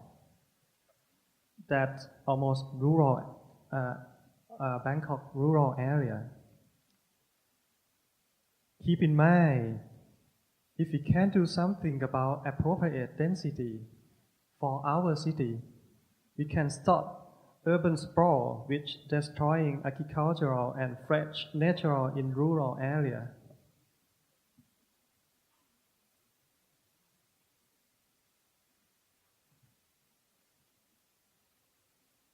This is Bangkok in 1866 from the book Siam Through the Lens of John Thompson.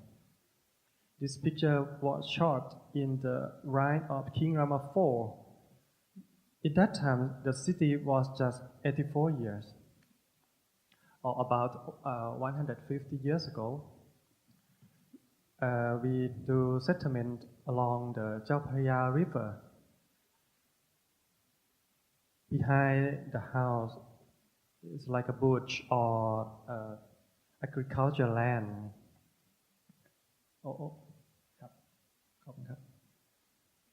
From this picture, we can see the vernacular architecture represents local materials, respond to climate and social aspects.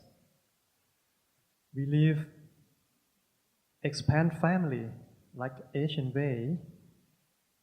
Neighborhoods are relative. This creates sense of community which is self. This is sustainable. Living with socio-economic ecology and also represent the prosperity of art and culture. Get back to the house.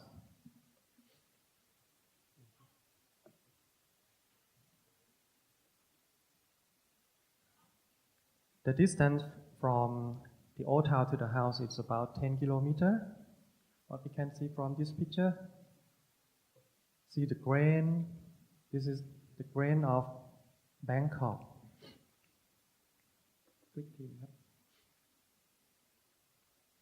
Yeah, the red spot is the location of the house.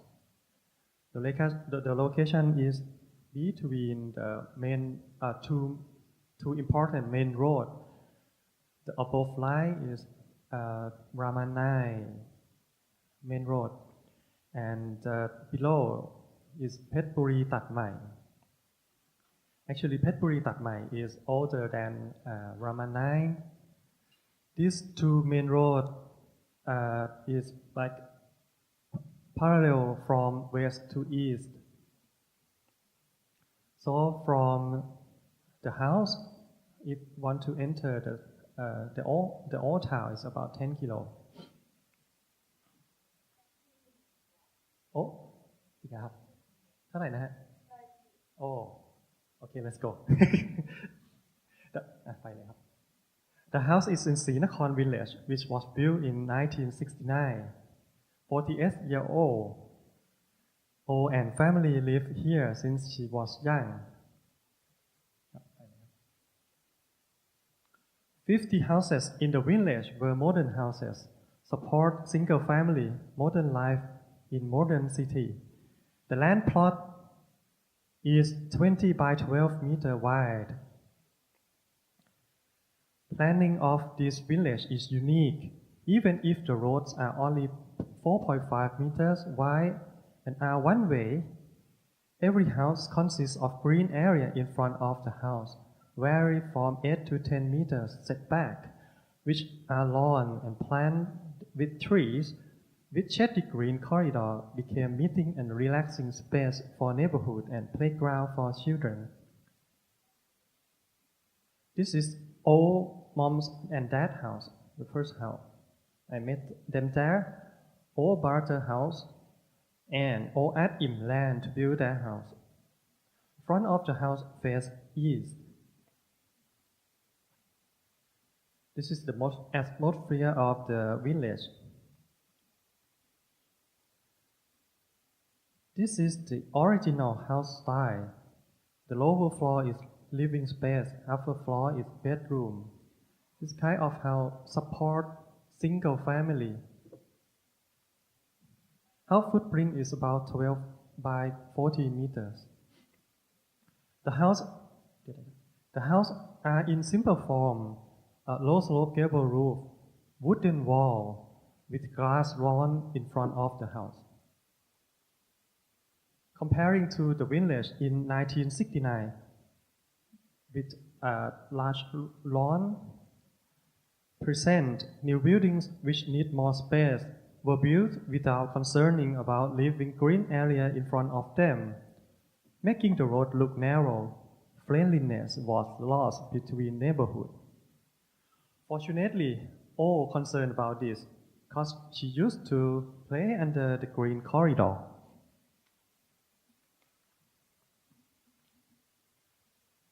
This picture is in 2013.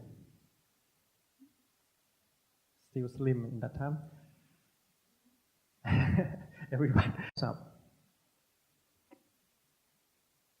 Plot of the land is 13.6 by 12 meter. This is about 233 square meter. This is the conceptual mass according to setback regulation. 3 stories house which is gonna be obstruct green corridor. So after that we try using stacking technique with more offset every floor. The result is quite good. Not only setback at the front yard but also setback on the south side of the house. The second floor was achieved in order to help neighboring house from feeling too tight. And this is the result. There's green open space in front of the house, connecting to brother house at the back. The house is in simple form as neighborhood. Let's go to the first floor. Sliding fence lies along front of the house.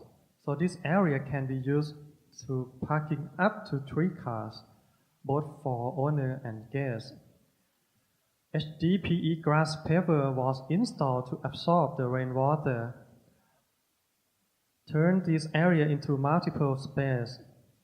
The canvas roof is for the owner's car. First floor was elevated 1.2 meters. This is according to maximum flood level in 2011. The space is used for storage and plumbing system. Green area on the south side of the house is for planting organic herbs and vegetables. Important ingredient for cooking, wood plastic composite flooring was used for finished outdoor terrace all around the house. Ramp on the right was provided for delivering foods and goods straight to the kitchen. Front area of the house is multi-purpose living and dining space. Sometimes it might be combined with terrace and front lawn for special occasion.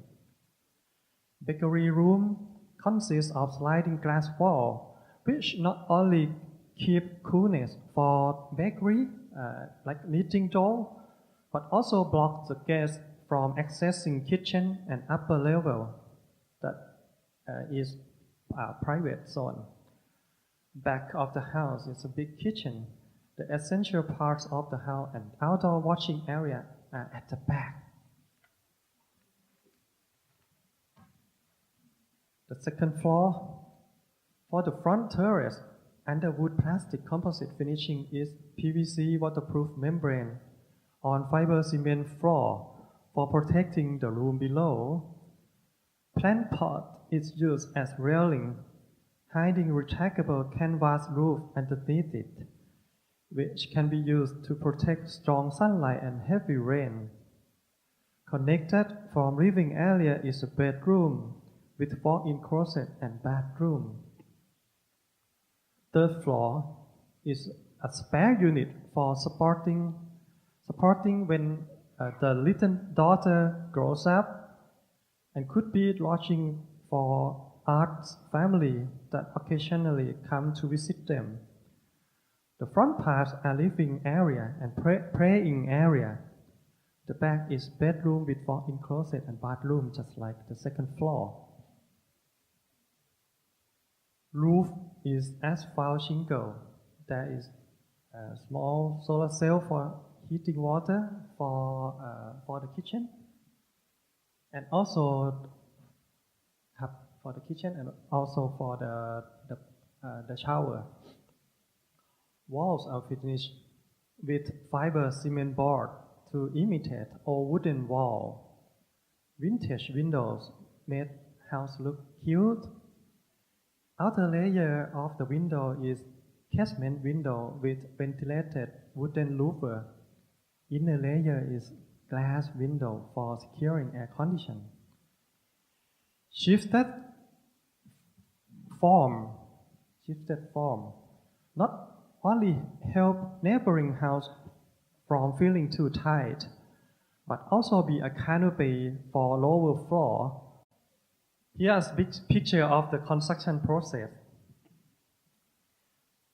Installing structural main frames, steel stud, and fiber cement board, double skin. Complete. Him running on the road, same as when O was a girl. This house finished in August 2016, last year. This is the view from the approach. See-through fence and glass wall encourage more interaction. Raised floor prepare for resilient. Helps promote not to be blocked by cars. Promote the vista not to be blocked by car when do parking.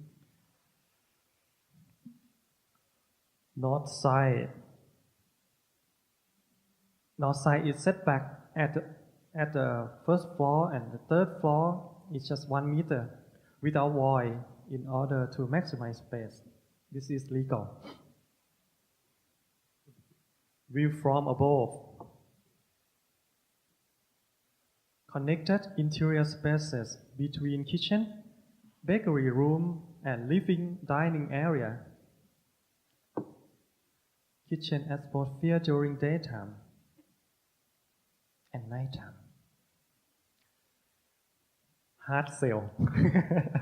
This is Facebook fan page of the Dish Whisperer, the name of their restaurant.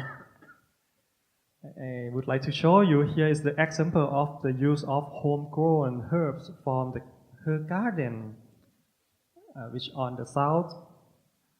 For cooking, fantastic menu. The atmosphere of the restaurant. Hungry yet? Living space on the second floor, looking out to the front terrace. See the plant pot is used as railing. Bedroom and bathroom. Interior wooden doors are in whitewash color. This is look vintage, same as the window outside. Third floor. Ceiling is according to roof slope. Creates bright attic space. On the right is the praying area. They are Buddhist. Looking out to the front terrace. If we go out to the terrace, we can see the connecting of the green corridor in the community. Second last slide. กี่นาทีครับ โอเคครับ This is how we rebuild mixed-use house for expanded Asian family house with food design studio in 50 years old village which located in Bangkok's urban fringe. We try to maximize space, encourage appropriate density while be able to conserve green area and neighborhoodness. And this is the last slide. Thank you very much. Picture from Spaceship Studio. Oh, just in time. Oh. Okay. Now, time for questions and comments for the judges.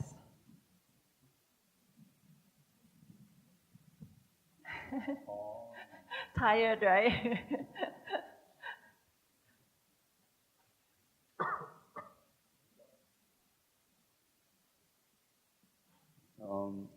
Can you explain a little bit more about what is working for the living by shifting these volumes? Because exterior, I can understand the shape is completely different by shifting. But how is it from the interior? Thank you for our question. We do both stacking like stair and shifting.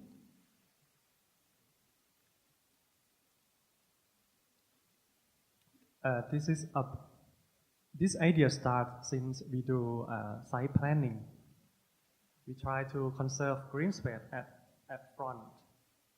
By the way, the ground floor we have to try to sizing for like kitchen and restaurant area at ground floor.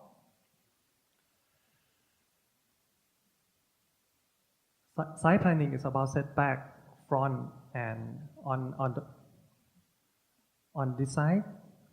So the whole house move to this side, right? If this 3-story house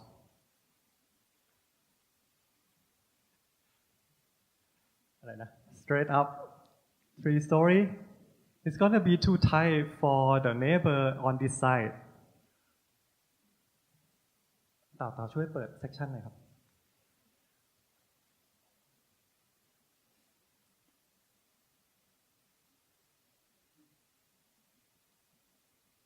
We have neighbor on the left and on the right.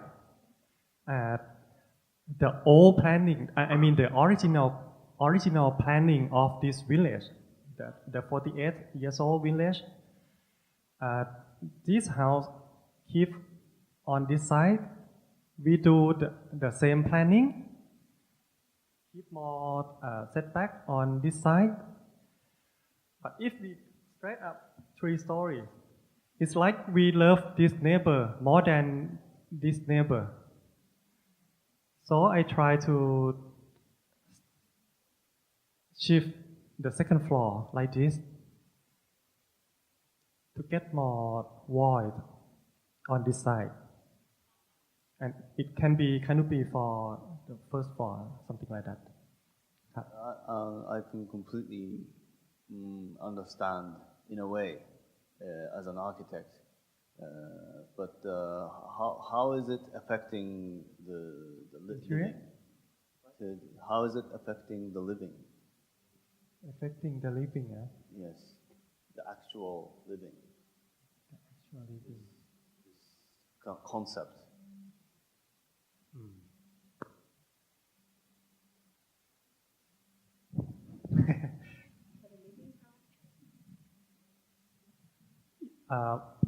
In what way? Can you explain more, please? Maybe I ask the owner of the house. So, like, are all the leftover exterior spaces like used like a terrace or like some semi-outdoor space for the interior or anything? How is it used, the gap? คือคิดแล้วได้อะไรอย่างเงี้ยหมายถึงว่าพอคิดอาคารใช่ไหมข้างนอกมันเป็นคล้ายๆกับเป็นแบบมันได้ความโล่งใช่ไหมครับแต่ข้างในมันได้อะไรประมาณมันเปลี่ยนแปลงอะไรมันใช้อะไรได้ข้างใน Okay.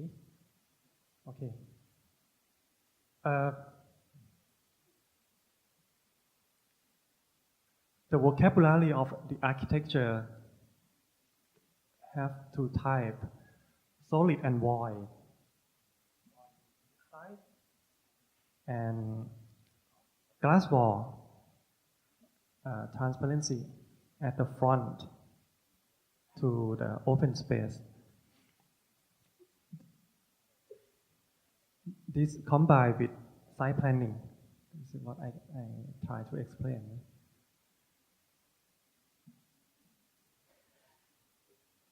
You explain in early slide. You explain about the urban city.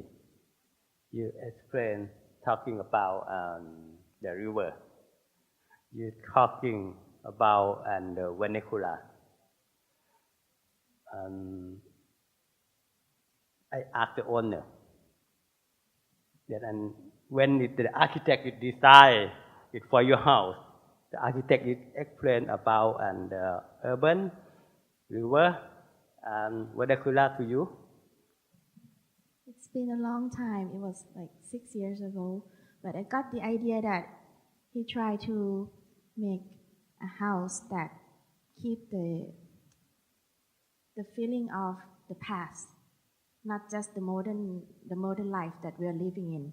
And actually, he's a friend of the family, actually best friend of my brother. So he's come to our house, my mother's house, for many times, and I know that he knows the area and back then, and wants to do something that to keep the essential of the past and to get along with the life of the modern world also.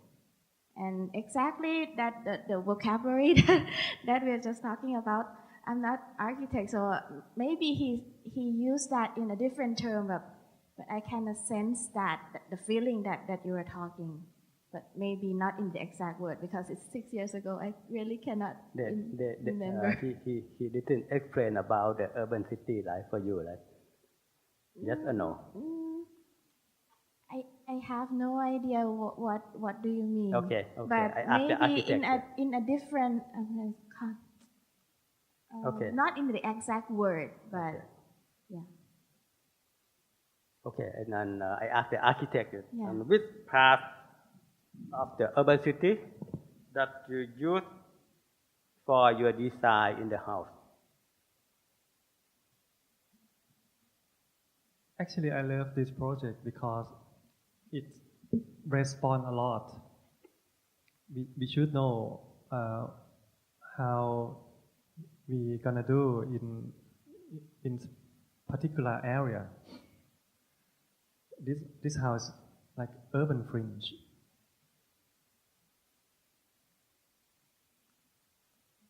At start, we talk about appropriate density. กลับไปที่ sprawl เลย Bangkok is like classic case of urban sprawl. Our density is 3,000 something, but the code is about less than 2,000. Somewhere in Bangkok should be can be more density and can be lower density. This village neighborhood try to put more density, same as old house. If we want to do mixed use at the ground floor and live on the second or third floor, the original house is just 2 stories. We put more density up to 3 stories. But anyway, we still try to keep or to conserve the good thing of this village is about the green corridor and neighborhoodness.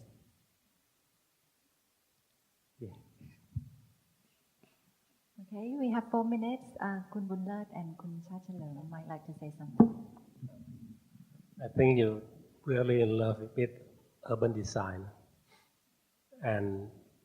but for the house, I think it's very ordinary to live with the spaces that you decided. I don't think that urban design have a lot of topic in design a house.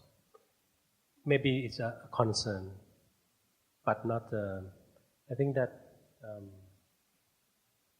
Shingo asked you about the interior space. That what is the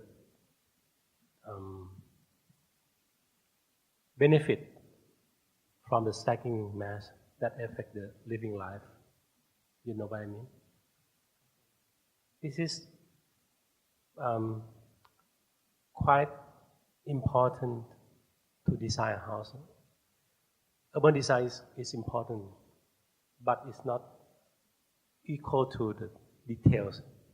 I don't mean the details of the making things, but detail of using the daily life. How the glass work, how your privacy can be. I think the design is not just the big picture, but the small picture is also necessary for a house. Very simple one. I think that. Yeah, maybe more or less the same with Thank you. with More or Kun less Bunlat. I think the continuation of the idea of using the urban context to try to demarcate the house is interesting in a way that you want to make the house respect the neighbor, but in fact the house after we visited, I myself couldn't really find the connection between those exterior that been affected by the urban issue to the interior of the house that much. That's what I can say right now. Thank you. Thank you very much.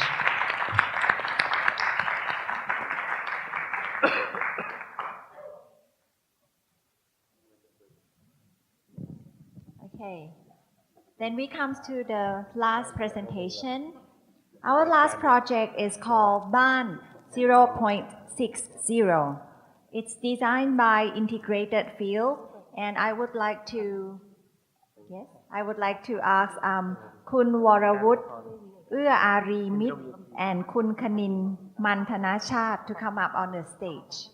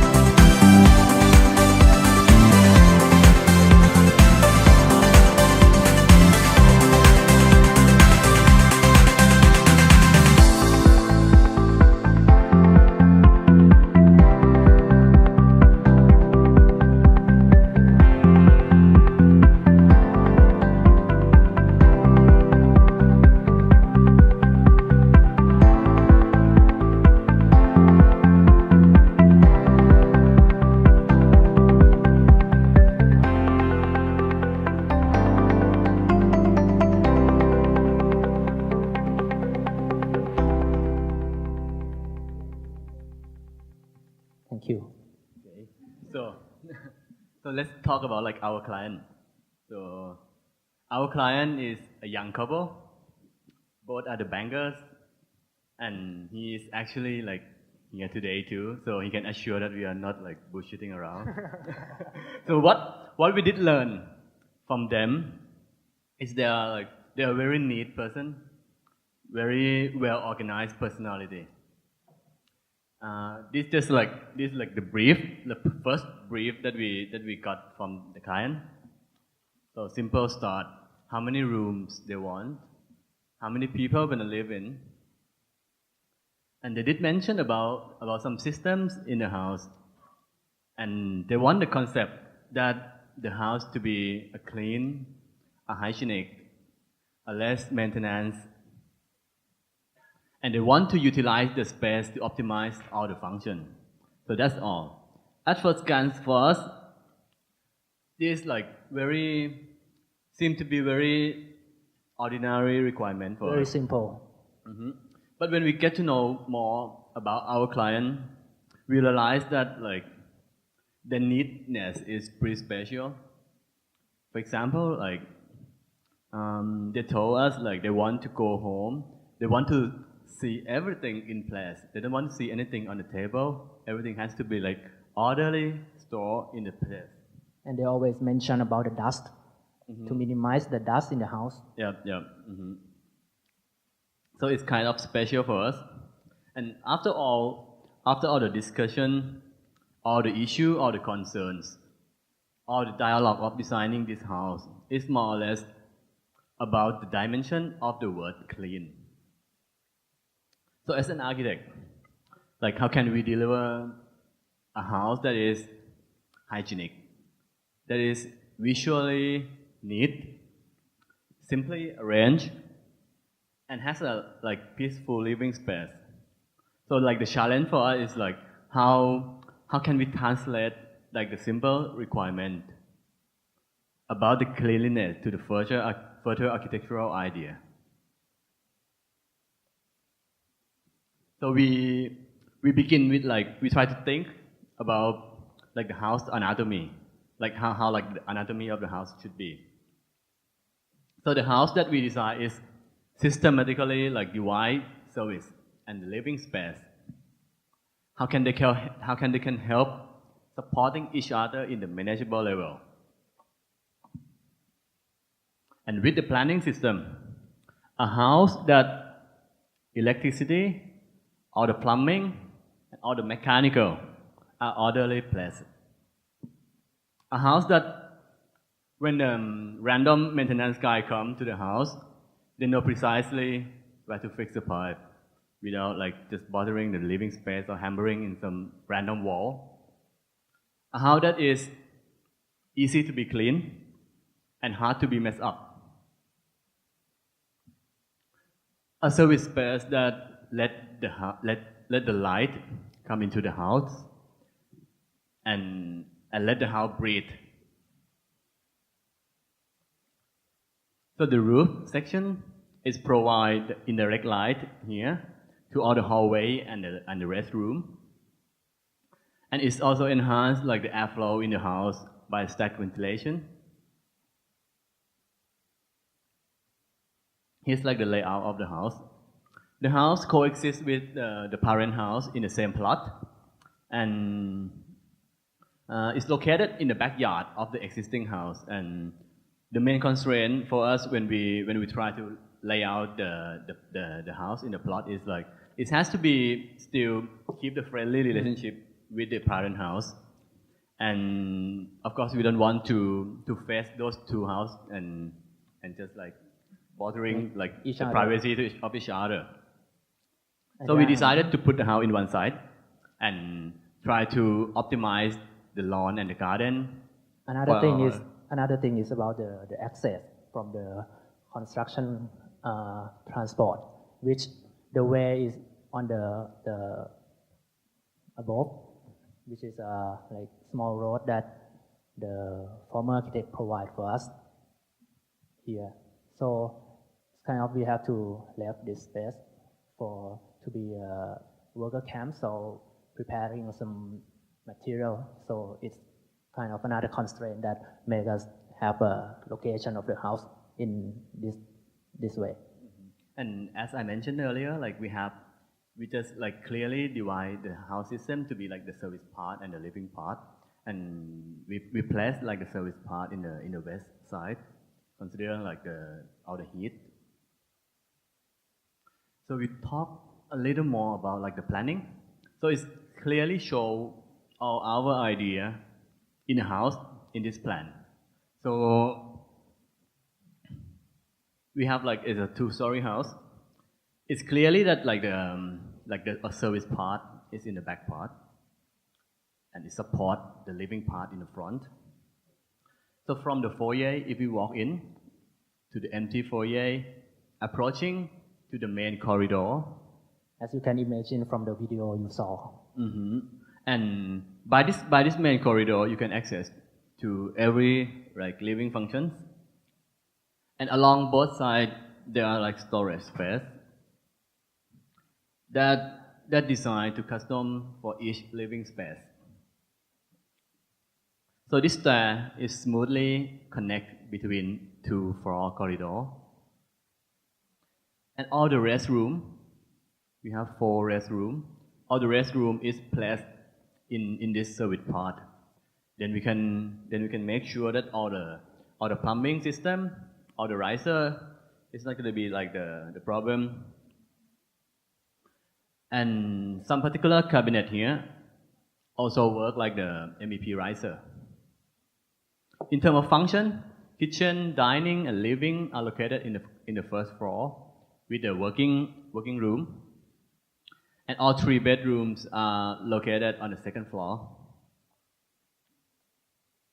So all these like visual element is synchronized all together in terms of material or the parting line. So we use like the 60 centimeter square tile to maintain all the harmony in the house. All the design of each room is aligned along this modular material. So to optimize like not to waste all the tile. And this is like the threshold between what we so-called like service and living. As I mentioned earlier, like this service part is not only serve the house as a service. It's also designed to vertically connect the circulation between 2 floors. The indirect light will be invited from above, and the heat will flow from below upward and exit the house in the top part. The floor above our head is like the toilet floor. So this staircase connect the first and second floor corridor. When we look up from outside to the first floor corridor and to the second floor corridor, we can draw the sequence. This is like the second floor corridor. The solid wall is laid against the west direction. So this whole work like a heat buffer for the living area. Each access to the bedroom work like a bridge that lay above the first floor corridor. And here you can see like the vertical connection between 2 corridors.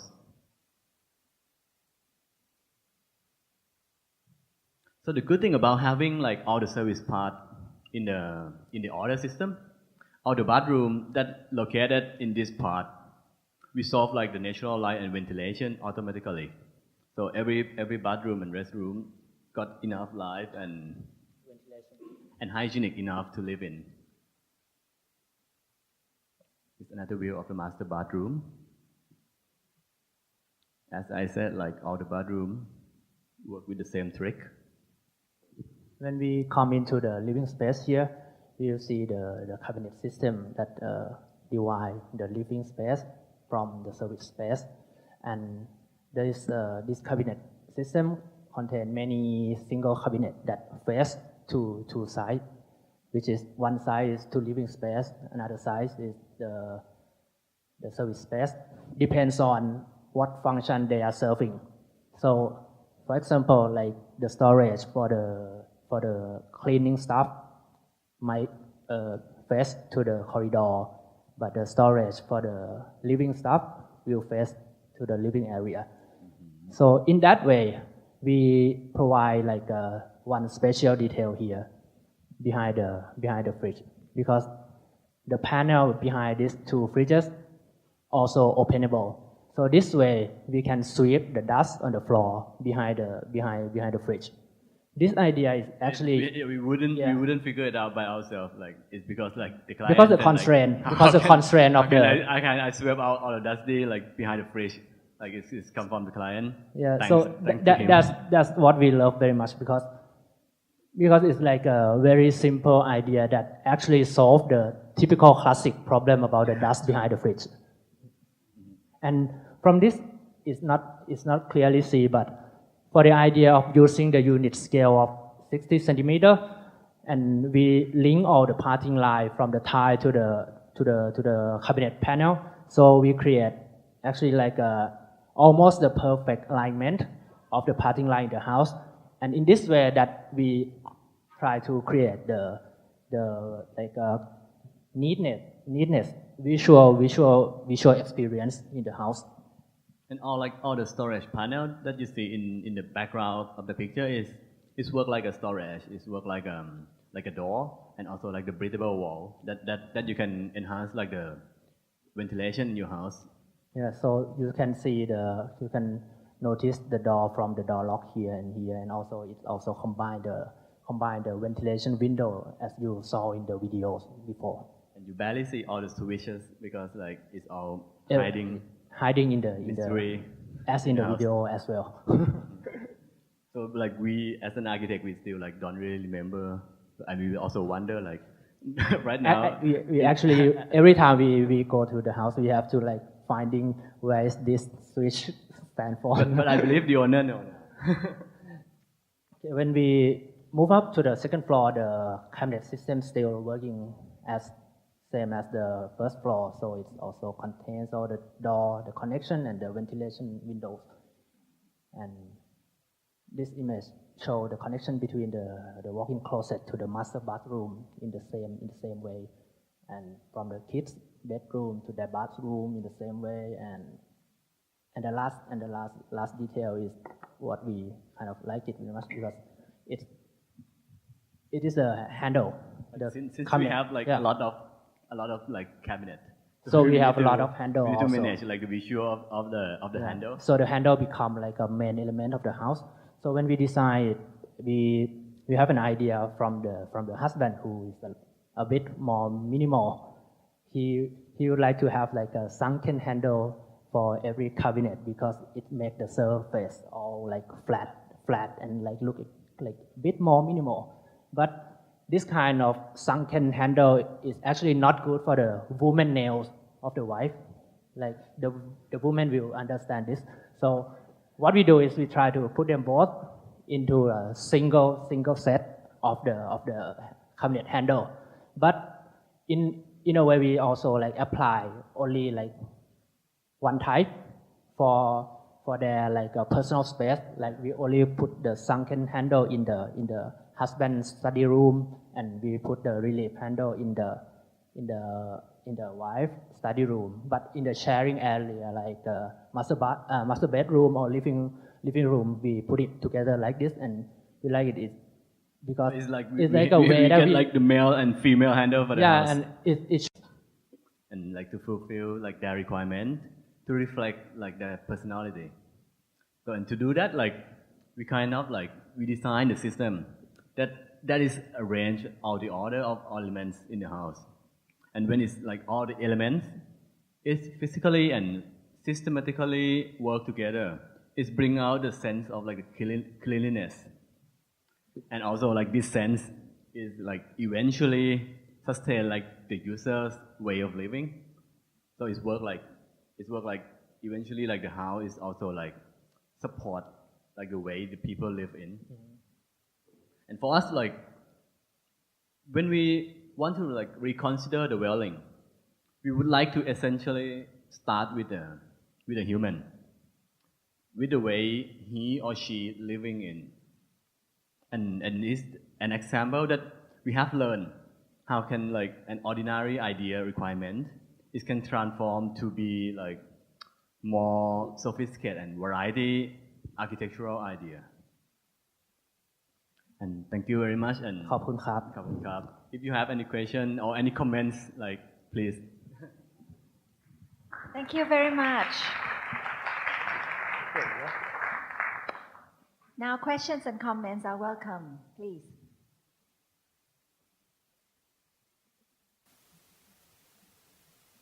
Oh, thank you very much.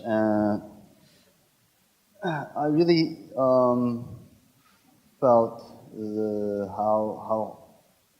how honest you faced to making the house, and to make the clean room or the less maintenance, or and by using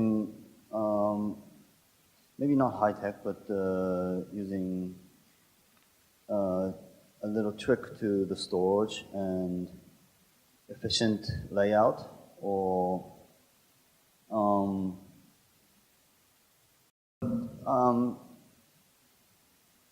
but I think that is kind of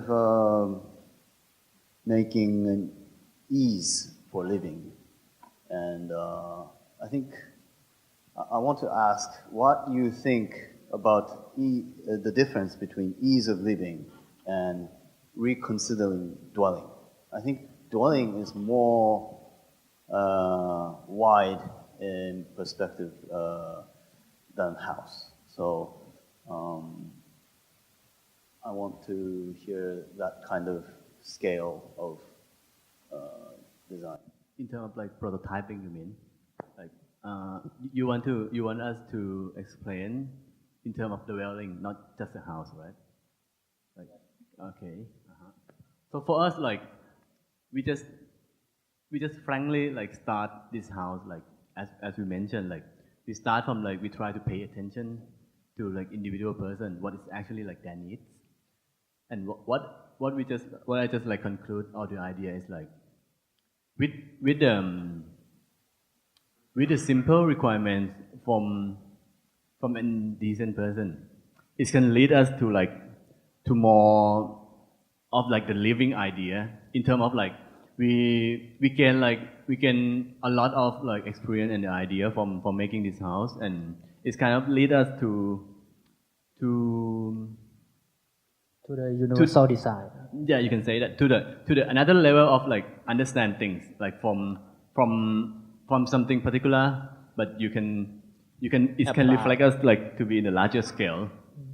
That is what we. And also because we start from the like we said, like very simple requirement, very simple need from the people that can also be the starting point for the other project. But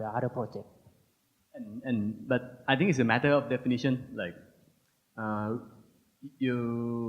what you mean about like dwelling and house, but for us like these two words, like for us, I don't know like really what is like the real definition in terms of like theory. But for us, like house and dwelling, especially like the house that we design for the particular people to living in, has the same larger, let's say like significant content for the same level as the dwelling. That is like in my opinion. Okay, next question. Kun Chachalam, maybe you'd like to say something.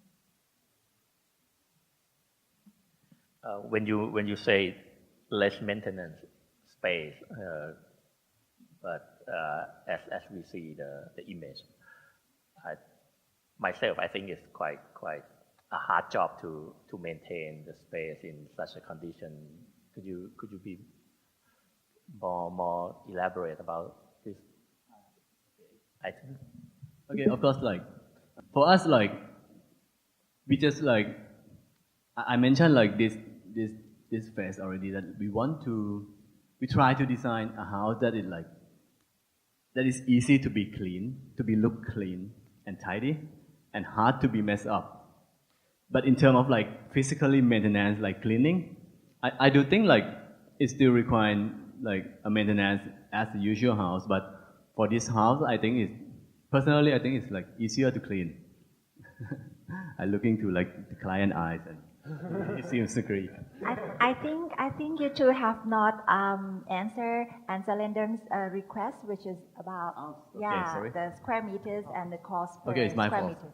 Okay, so like the house, the size is 380 square meter, and the cost per square meter is approximately 1,040 USD per square meter, including architectural and all the built-in interior furniture. Yes, please. One of the things I find in your work, though you go on saying systematic, logical and things, the grids in both directions are not logical. You'll find columns jump about. It's not one column over the other. It shifts. And even if you look at your passageways upstairs, they shift the grids. So though you say you're doing something reasonably logical and which makes economical, it's far more complicated than what you're suggesting. Do you have a comment on that? So in terms of like structural like aspect, it's not.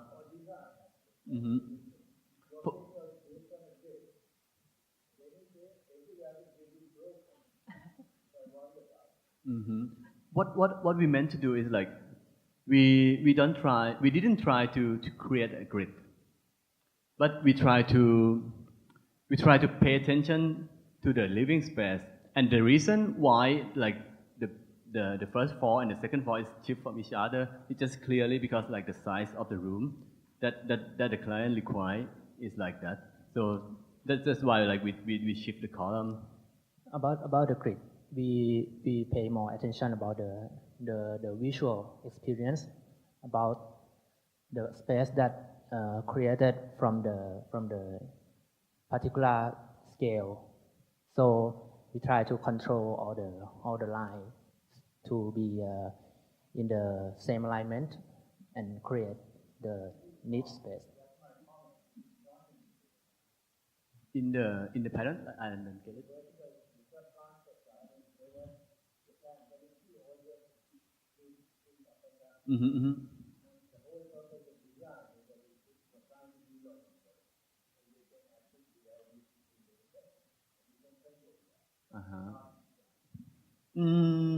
I wouldn't agree that. Sorry, but yeah, but I think it's like, it's not like let's say like a tabular grid or like the perfect grid in terms of like not like this, but we do place like the structure and the room according to like the appropriate like living space that they require. But I have to admit that it's not like, of course, like the most economical way to achieve the structure. Okay. Time for 2 more questions. How old were you when you decided this house? When we start, I was like 2012. I'm 26 years old. So I'm 27. He's 1 year older than me. I love that because at this age I couldn't decide like this anyway. How long for the living room? 8.4 meter. 8.4 meter. And what about the upstairs for the bedroom? Okay, from left to right is like it's 3.6, 4.8, 3.2, 2.4, and 3.2. It's up to the size of the modular. Thank you. For me, your house is very beautiful. If you are a student, it's the correct answer. If you are a professional, for me, I want more. Everything is perfect. You decide everything from and the system. Sometimes the system is like the machine, but the how is for a human. In my idea, I think about it. Sometimes the how it have to led to mistake, or like and led to something is like a nature of the human, nature of a skilled worker, or something like that. My question is, I want to ask you about what is your challenge in this building? So first of all, thank you for your comment and your question. So for us, we have to say that we are not like the minimalist person. We are not the minimalist design studio, and we didn't. It's not our objective to design every house to be perfect or to be neat, to be minimal, systematic, and or systematic. It just worked particularly for this house. That is the answer, and I agree with Ajahn Bunsem that there are much more dimensions of the space that you call a house. It's not just you design a good system and then you can call it a good house or the livable place. I do agree 100%. But for this house, as I mentioned, we didn't design this approach for every house that we are working. But for us still this house is okay. If I just honestly say, I wouldn't stay in this house. Not me. I can't imagine myself living in this space that I design. But still I do at least I believe from my heart that the person who live in we did the appropriate house for him and her, and we are not like this house because it look just modern or just minimal, but for us it's it just answer to what our client looking for. So that is just the things for us.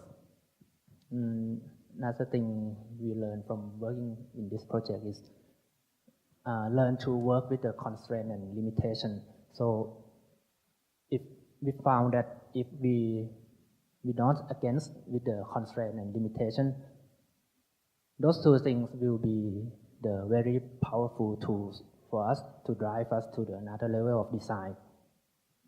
And okay, I forgot to answer the question the challenge. The challenge that Ajahn Bunsem asked is for me the main challenge is that I have learned to pay attention to what people really want. So I wouldn't use the same approach when I design a public building or the other typology. But it's come to me that in every houses that now we are working, we are really trying to pay attention to the user, to the real user who will live in. And the outcome is not always like this, for sure. And so we have variety approaches, and the variety result when the outcome is come to the public. Thank you very much.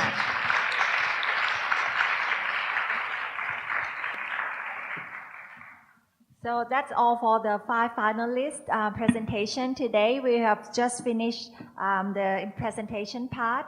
Now let's have a break. A coffee break is outside for just 15 minutes. And for the audiences, please do not go home yet. And then please come back to the room afterwards, and then we will hear the announcement for the winners. Thank you very much. I would like to invite Kun Achapon Dusit Anon, the President of Architectural Siamese Association, to conclude the competition.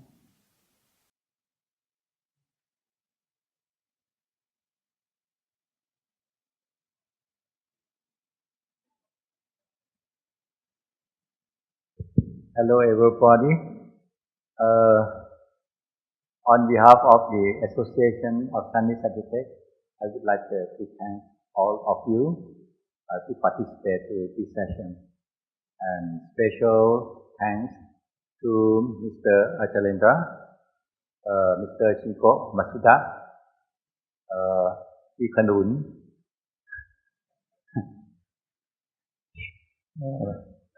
พี่บุญเลิศก็อาจารย์บุญเสริม I do hope that this is the first time that we organize to have this emerging prize, and we do hope that you will be like a rising star for our profession area. Thank you.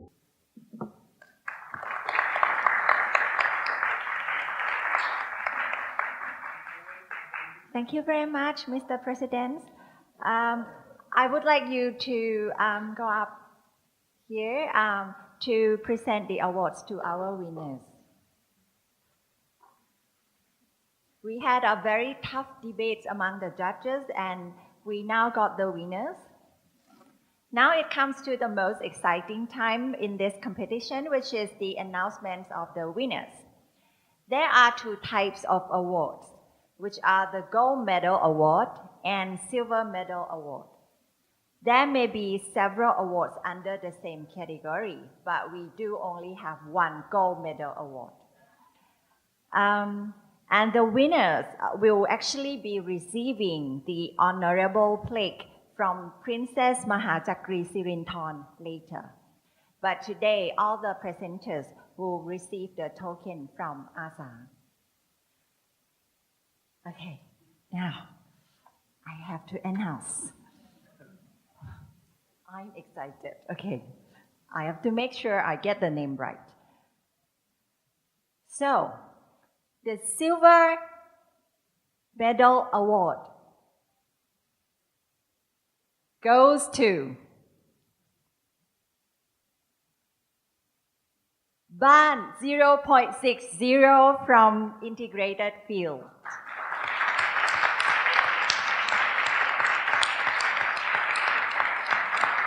Please come up here and receive the token from Kun Attapon. Congratulations.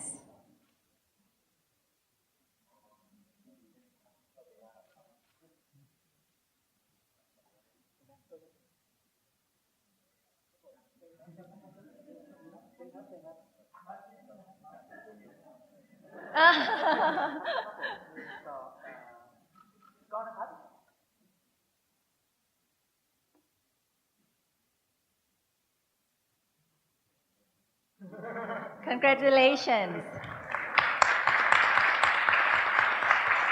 The house is called BAAN 0.60, and the comment is, it is a remarkable collaboration between a very particular client and young architects. Okay. Congratulations. Well done. Okay. So from a very tough debate, we actually have another Silver Medal Award. Okay. So the second Silver Medal Award goes to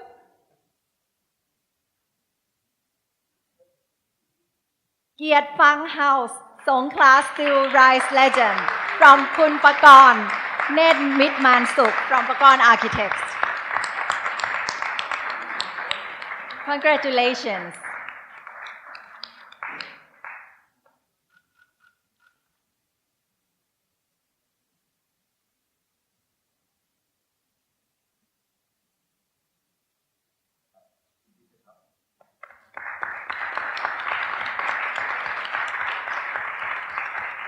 And let's hear the comment from the judges for this very nice chop house.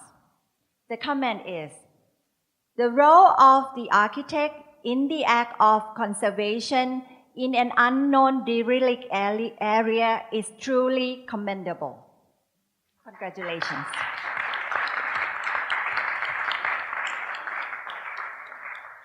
We come to the Gold Medal Award. And the Gold Medal Award goes to Ekamai House by Kun Chatpong Chun Redimon from Chat Architects. Congratulations.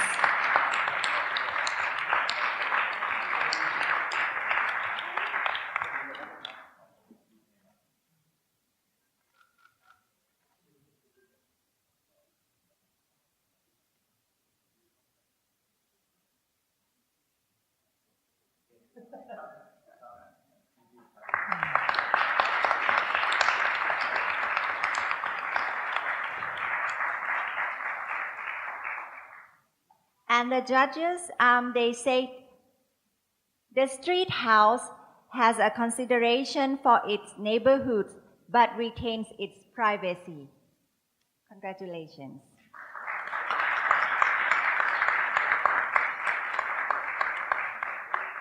I would also like to ask Kun Pachara and Kun Onisha from Paul to receive a token from ASA.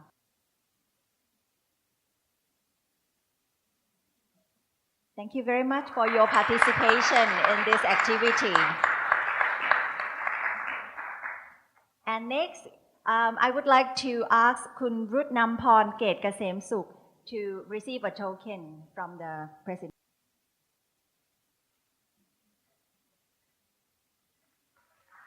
Thank you very much, Suk Architect, for joining us today. Okay, so that's all we have. Thank you very much, Mr. President, to be with us and to present the awards for the winners. Thank you. So it's all today. Oh, okay. Then we also have small souvenirs to give to all the judges. So,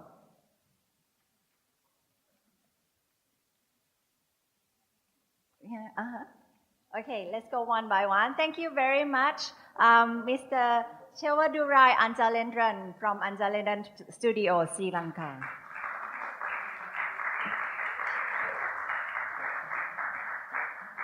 Next, our guest from Japan, Mr. Shingo Masuda.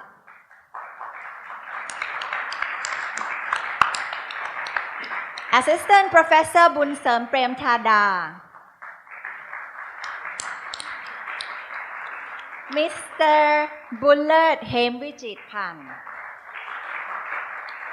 And our last judge, Mr. Chatchalerm Kliopatinon.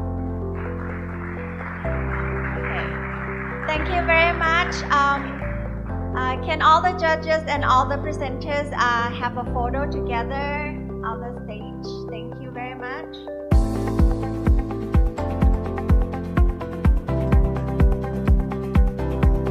It's been a long yet fruitful session for us all. So thank you very much for the judges, the presenters, and most of all for the audiences for participating with us today. ASA will continue to organize challenging competitions and valuable sessions like this in the future. So thank you very much and have a safe trip back home. ขอบคุณค่ะ